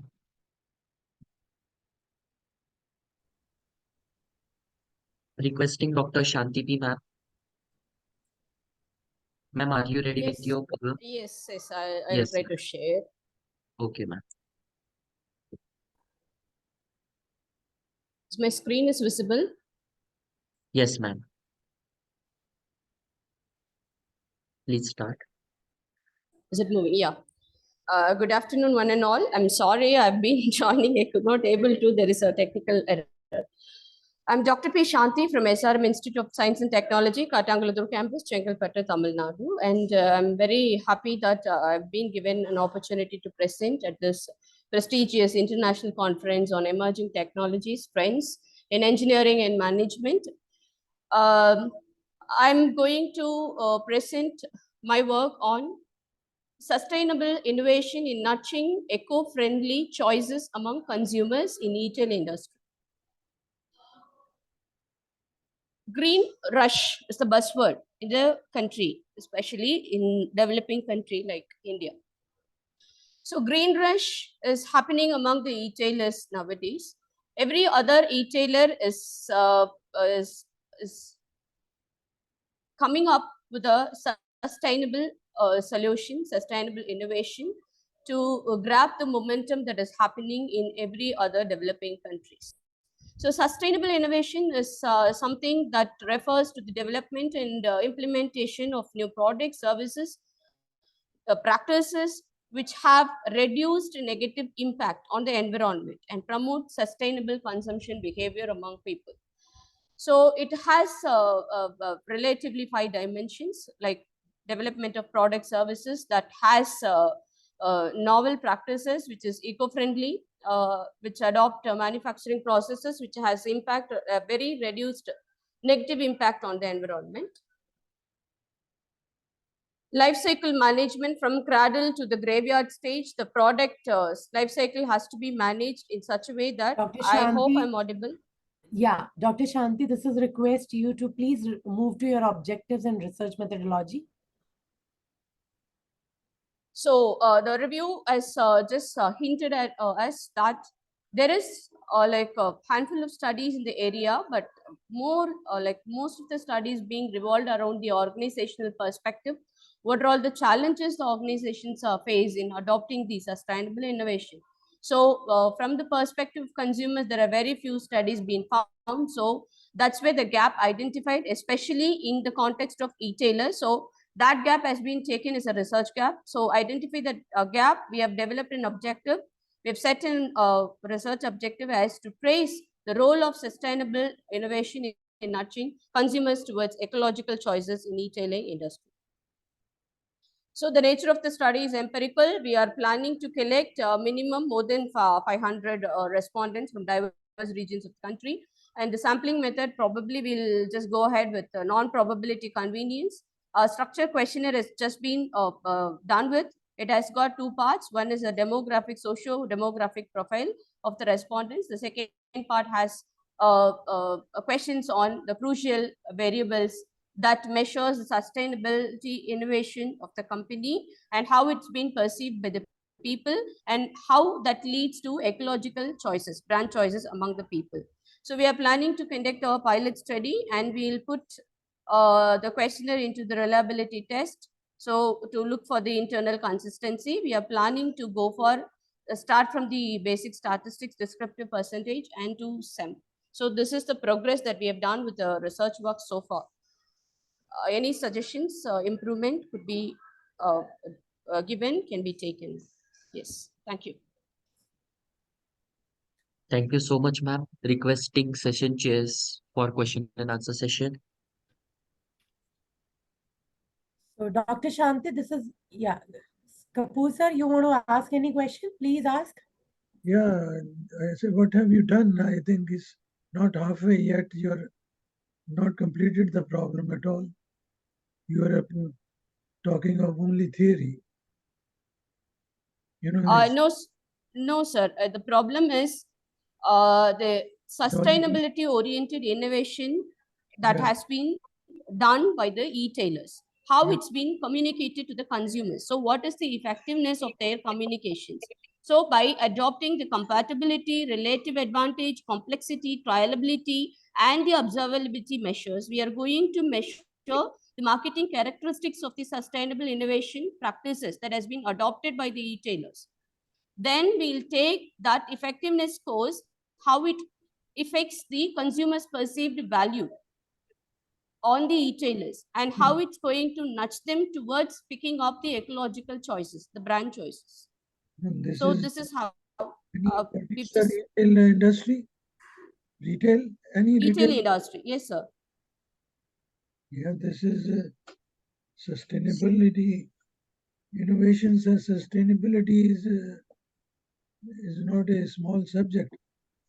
It's a vast subject, sir. It has got a huge dimension. So whatever the possible that we can cover, we are going to. So based on the review, we identified 5 dimensions. So that we are going to take.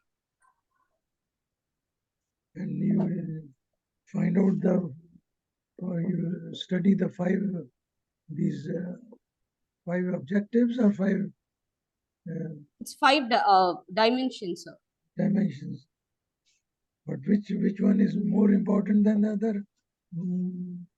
All the 5 are equally important, sir. Like managing the life cycle of the project and economical sustainability, environmental sustainability, social sustainability, and consumer awareness and consumption pattern, educating the consumer. So all the 5 dimensions are equally important to make up the whole sustainable innovation workout. Yeah, okay. Thank you. Thank you. Thank you, sir. Thank you so much for the questions. Thank you so much, ma'am.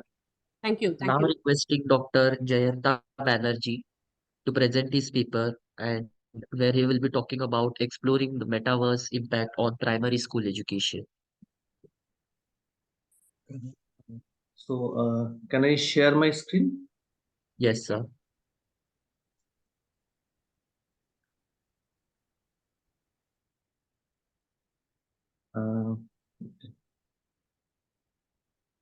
It's saying that you cannot share the screen while other participant is sharing. No, sir. We can see your screen.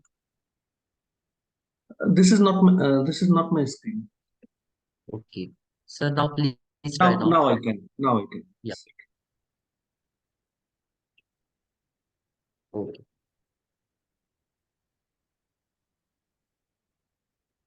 Okay. Now your screen is visible, sir.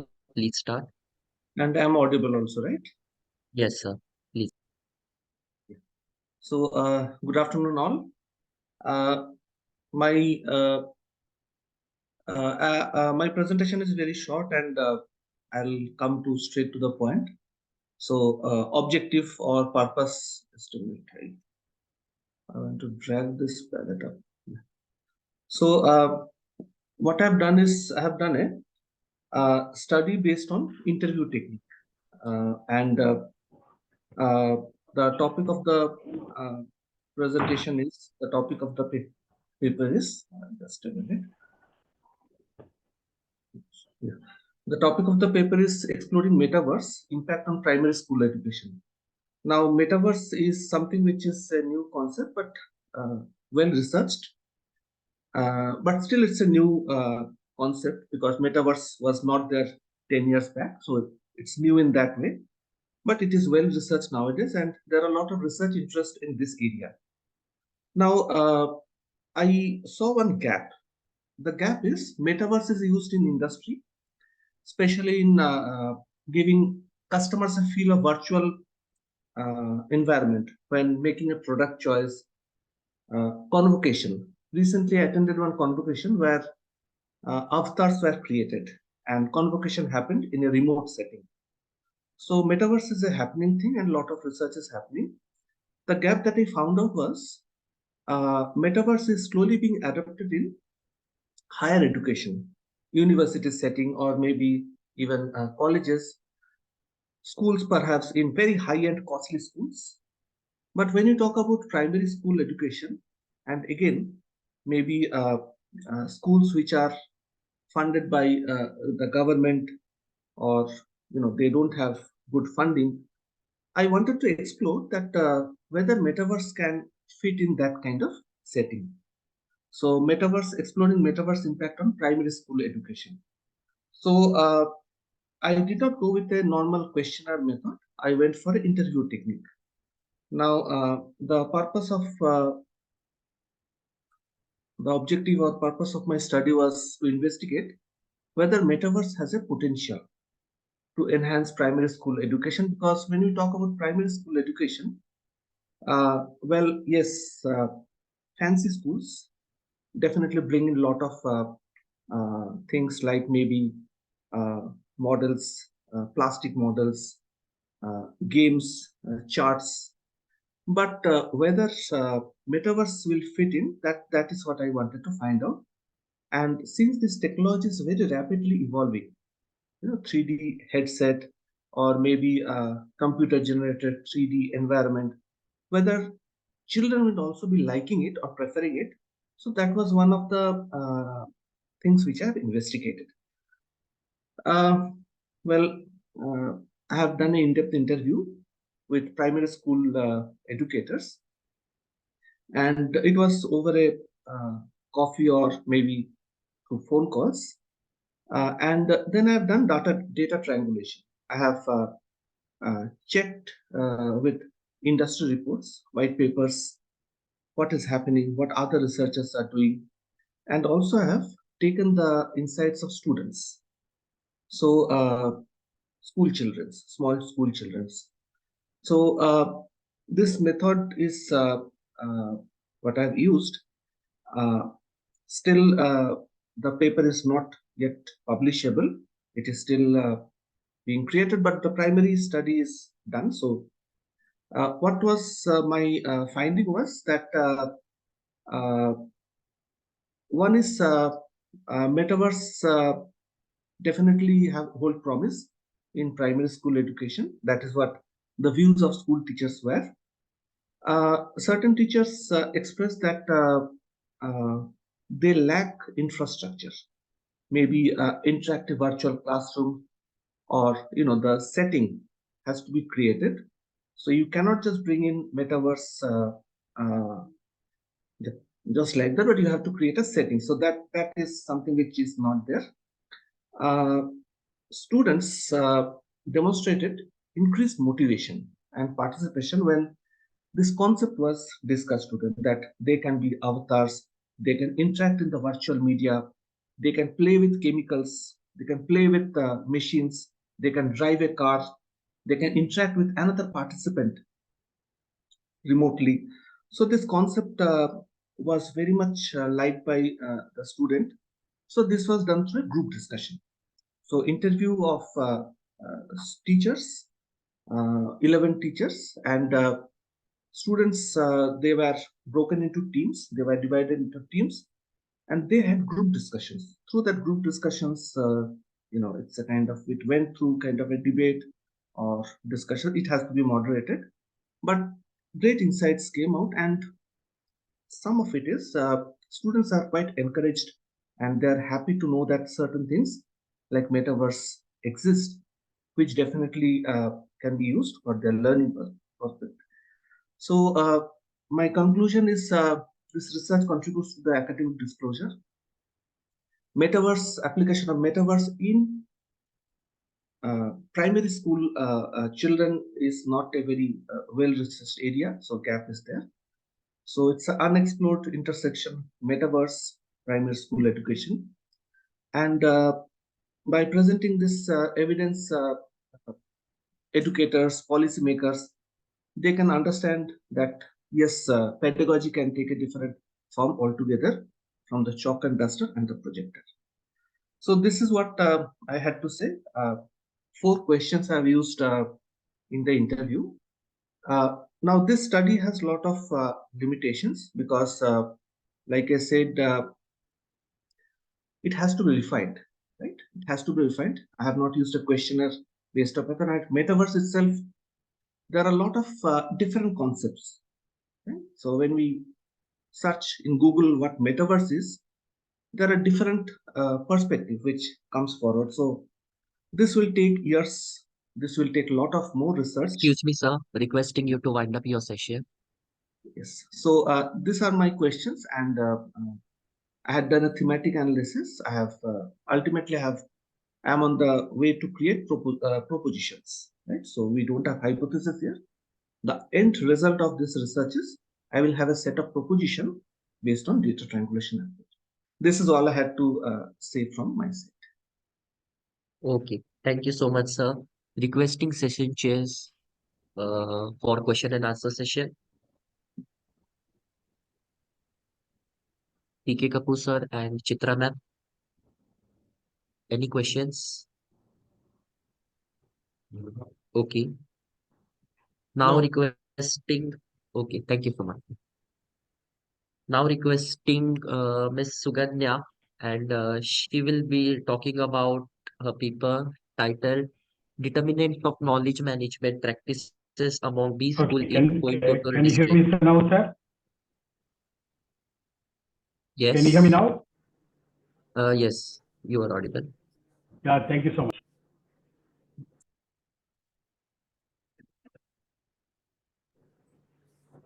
Good afternoon to all the dignitaries. Am I audible to all?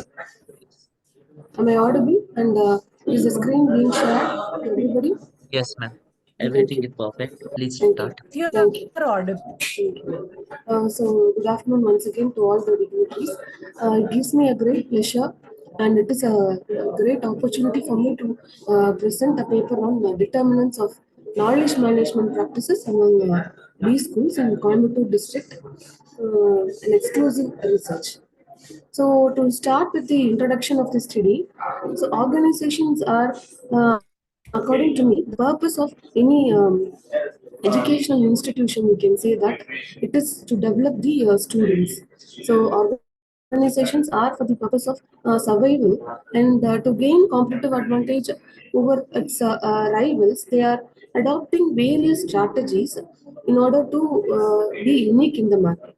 So the adoption of such market strategies, they are not only confined to any manufacturing sector, but nowadays they are also extending over to the service sector, especially with regard to educational services. So what I would like to highlight in my study here is, with the growth of economy, the demand for, of course, skilled manpower is on the increase, I can say. And the supplies of such manpower, especially the number of higher educational institutions, are also increasing in India. according to me. So such stiff competition has resulted in adoption of new strategies in teaching, then excellent teaching pedagogies. So the recent origin of knowledge management strategy, it provides an impetus and of course an edge over the rival educational institutions, especially in India. And my study is focusing on the Coimbatore district in Tamil Nadu state. So to come up with an epitome of the presentation, I would like to give a small definition of the knowledge management. So the knowledge management strategy, of course, it is the process that can transform the information and the intellect as values. So as teachers, they are considered to be the input in the education sector, as we are all aware. So they are the major input in the educational sector. And of course, their role is to transfer their knowledge and their intellect to the student community. And the technology based knowledge transfer, that is the adoption of knowledge management based teaching strategy. Of course, it is in the hands of all the teachers. I think everybody would agree on this particular concept. And their coordination in the process of knowledge management, like what to tell, knowledge creation, acquisition, then transfer, application, integration, innovation, storage, technology usage, forms the adoption of knowledge management strategy in the educational institutions as of now. So the adoption of all these strategies, it requires the willingness of the teachers to adopt. Then it also requires the support of the management, and finally the provision of the technology based infrastructure by the management. So in my study, what I would like to focus is all these are some of the determinants, are all these are a few of the determinants for the successful implementation of knowledge management strategy or KM strategy. And with the highly industrialized nature of the Coimbatore district, where we can say that it is considered to be an educational hub also. It has been experiencing an increasing demand for knowledge workers. And among the many of the postgraduate courses, the MBA, the Master's Degree in Business Administration course, it is attracting more of the student community because there are various reasons. The MBA degree, of course, it is considered to be a status symbol for most of the students, and acquiring such a value-added degree enhances their employment skills also. And the students' perception is it will bridge the gap between what is the industrial expectation and what is being taught inside the class. Hence, we can say that there is a continuous increase in demand for the business studies, especially the MBA. And with such an increasing demand, there has been a continuous increase in the supply of such B schools in the district. And as a result of that, the business schools are what we can say, they are in a position to adapt suitable strategies in order to have an edge over the other educational markets and other educational institutions. And each and every college, each and every B school, they wanted to capture a pie in the market. This is their challenge also. And of course, most of the organizations, most of the educational sectors are also focusing on this particular concept of USP. And the recent introduction of the technology-based knowledge management strategy receives major attention among all the institutions of the management. So we will see how knowledge management and business schools are associated.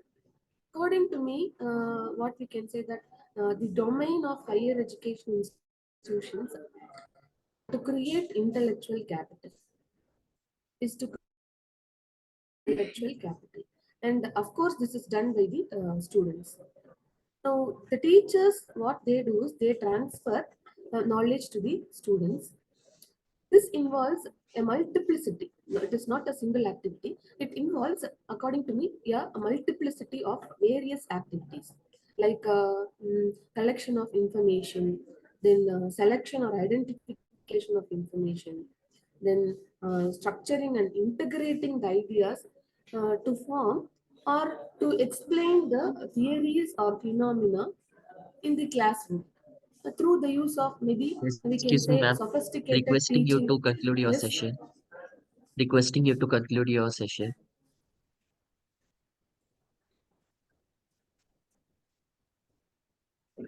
Yes, please. Yes, sir. Please tell me. Yes, ma'am. I'm requesting you to conclude your session. It's already time up. Okay. Okay, sir.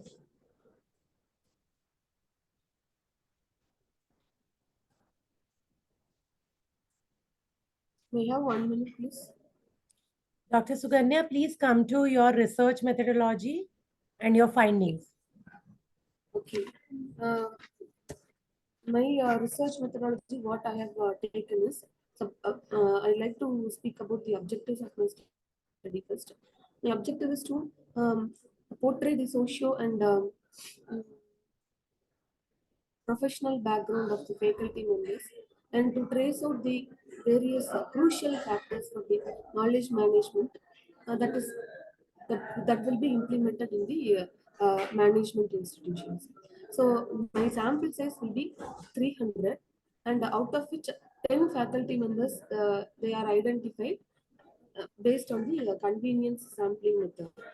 This is the research aspect, and I have identified nearly 30 factors and 8 dimensions with regard to the knowledge management strategy. And the questionnaire is based on a 5-point Likert scale. And I have used the simple percentage methodology, simple percent method, and the factor analysis also. Then I've used the Bartlett tests, where the chi-square methodology is being followed. So in my present study, all the 30 crucial factors or the components that are determining the knowledge management system, they are categorized into 8 constructs or 8 dimensions. The 30 constructs are, for example, few of the things which I would like to highlight is whether the main focus of the organizational strategic plan is knowledge management, or the top management of the institution is conscious about the knowledge, all those stuff are the 30 aspects. And one of the major aspects which I would like to highlight is the 30 variables that are identified. They have reduced to 9 components under the factor analysis techniques. For this, the Varimax methodology is used for this purpose. And the major component which is coming into this particular aspect is the leadership and knowledge creation. That only explains the major variation under the rotated component matrix that appears as the first component. This I would like to highlight. Thanks for the opportunity and thanks for giving a minute time. Thank you so much, ma'am. Thank you. Requesting session chairs for question and answer session.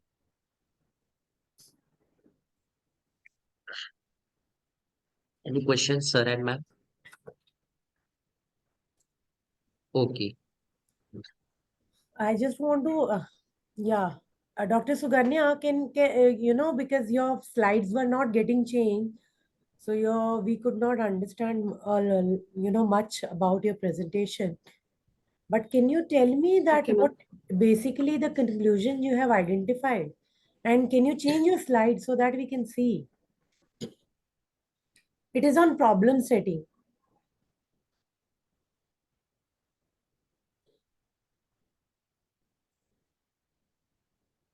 Okay. So this is your factor analysis? Yes. No, please go back. Yeah. Yes, madam. Yeah. So can you tell me that what was your results in that? The result is in the knowledge management, KM practices, The major aspect which the education institutions should focus upon, I have used the Varimax method for this, and the 30 variables were identified, and apart from the 30 variables, only 9 components are playing a major role, and in that particular 9 component, the first 2 components which people should focus on, which the management should focus on in order to give quality education. What are those? No, no, no. I'm just interested. Let me know what are those 9 variables which you have identified. Yes, um, leadership, knowledge creation, then knowledge storage, knowledge exchange, then knowledge Dr. creation. Suganya, you should have mentioned all those 30 variables, and then how did you, after a factor analysis, how did they merge? You should have actually shown them. Okay. Yeah. Okay. Okay. So thank you so very much, Dr. Suganya. Okay, madam. Now we can move to another presentation. Yes. Sir, if you want to ask any question, Kapoor sir. Okay. Go ahead, Vedant. Now, till now, we have done with our 14 papers, and now this is the last call for the remaining papers. I am just ticking the names of the people who are left out. Paper number 6 by Dr. A.S. Kannan. Ms. Durga was supposed to present that paper. Paper number 12, Dr. Varini Priya. Paper number 13. Kannan is available. Yes. Dr. Kannan is available.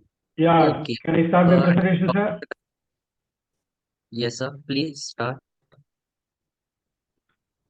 Requesting Suganya ma'am to. Acha, okay.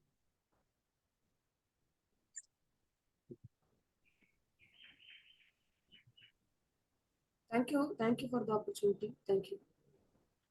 Thank you so much, ma'am. Yes. Yeah. Can I start my presentation? Yes, sir. Your PPT is visible. You are audible. Please start. Yeah, thank you. Thank you. So our topic is leveraging cybersecurity to gain customer trust. It is a multifaceted study on a prominent Indian bank.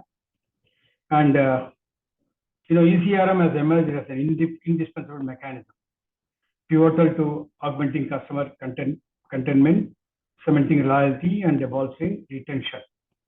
So, but there are many challenges in ECRM domain, particularly cybersecurity threat and data infractions are the serious threat we are really facing in ECRM. So the purpose of the study is to fill the gap by exploring how ECRM affects customer trust and customer loyalty in the situation of cybersecurity threat and data breaches.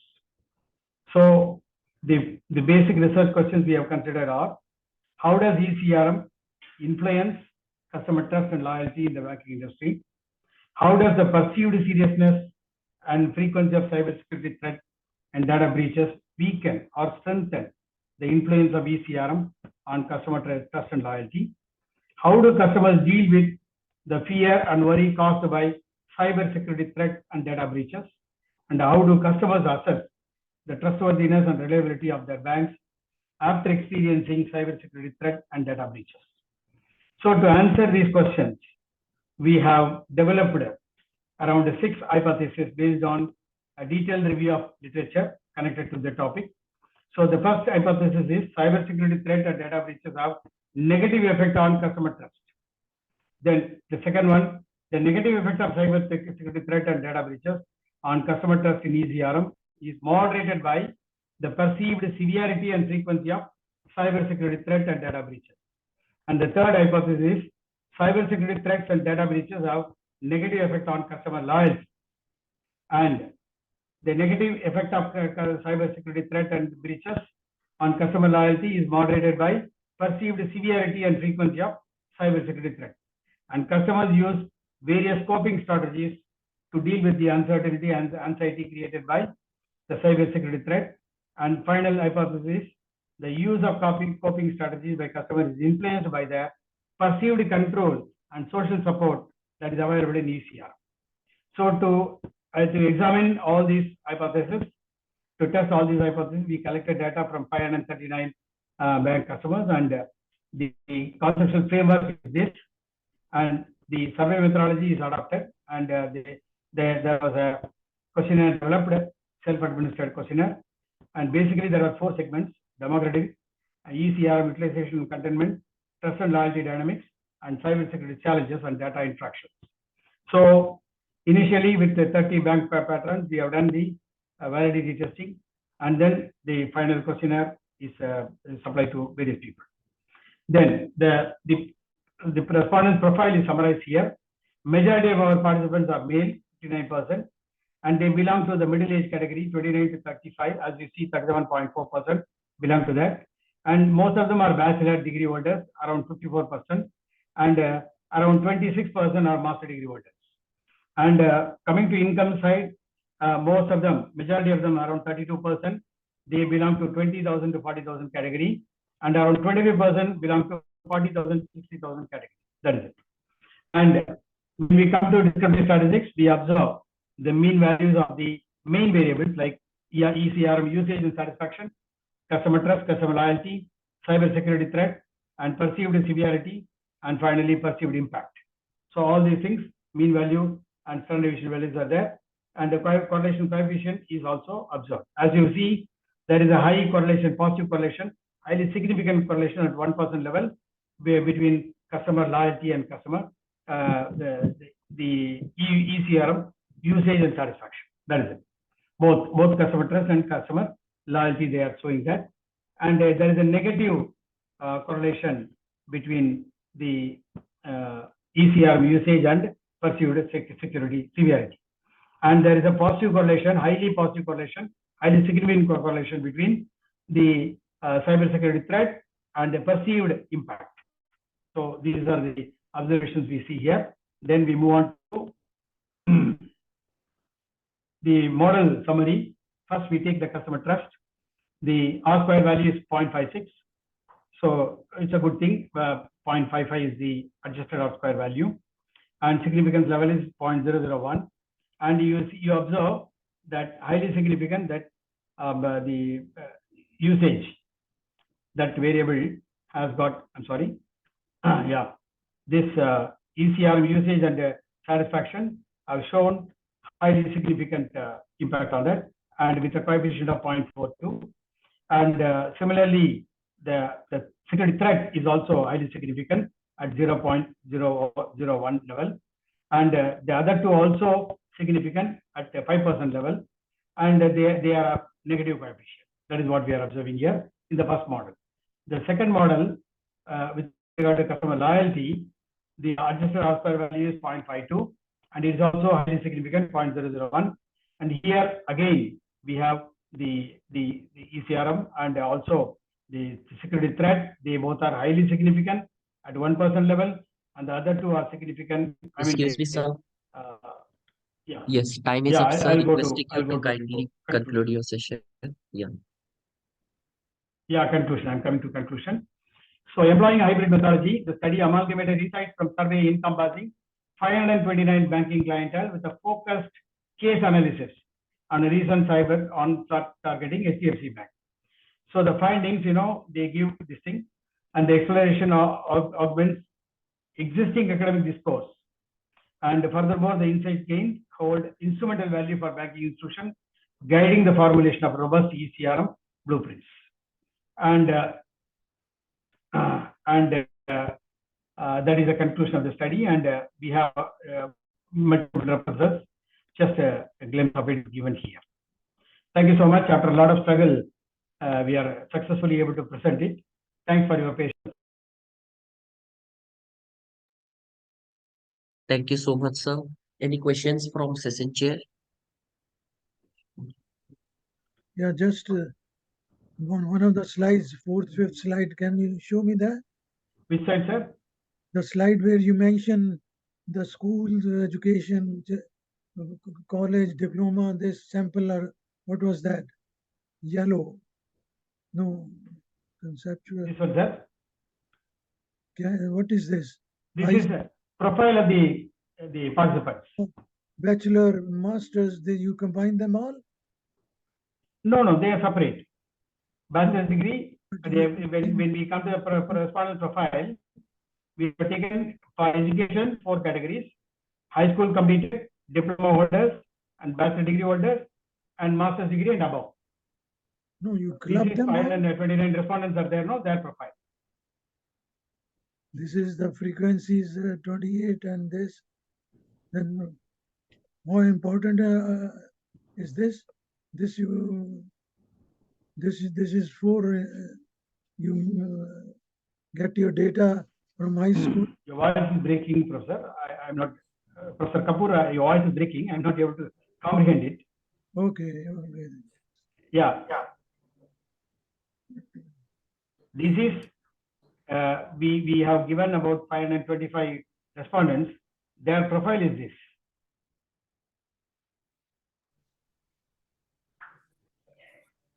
Okay, anyway, thank you. Thank you, sir. Thank you very much, Professor. Very kind of you. Thank you so much, Dr. Kannan, for the Thank you, paper. sir. Thank you so much. And, Thank you. Yeah. Yeah. Thank you. Now requesting the remaining ones. Dr. Bharani Priya, are you here? Are you there in the session? Is there anyone who did not present? Please come forward. Is there anyone? So I think we can conclude the session, Vedant. Yes, ma'am. Vedant Now and I would Shaurya. like, yes, ma'am. Now requesting my co-MOC Shaurya to present the vote of thanks.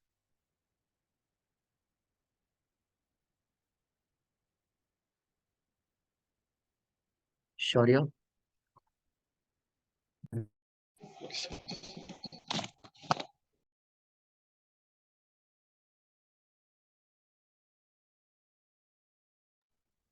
Shaurya, unmute yourself, beta.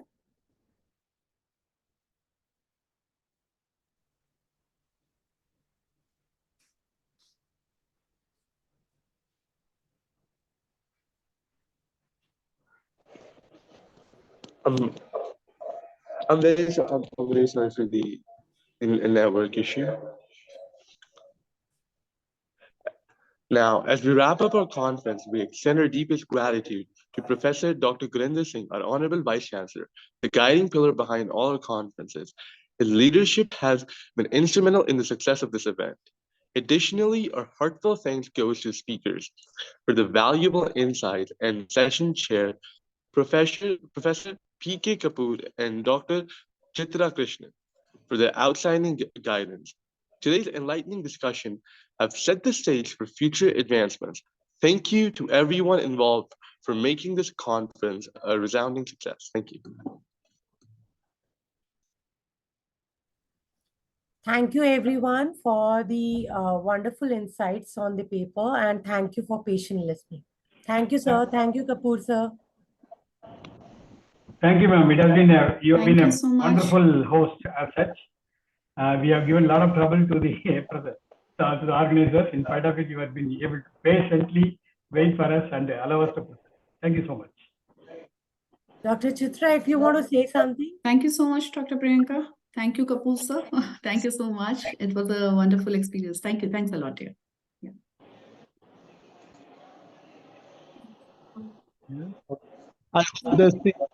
Grand sister, thank you. Thank you.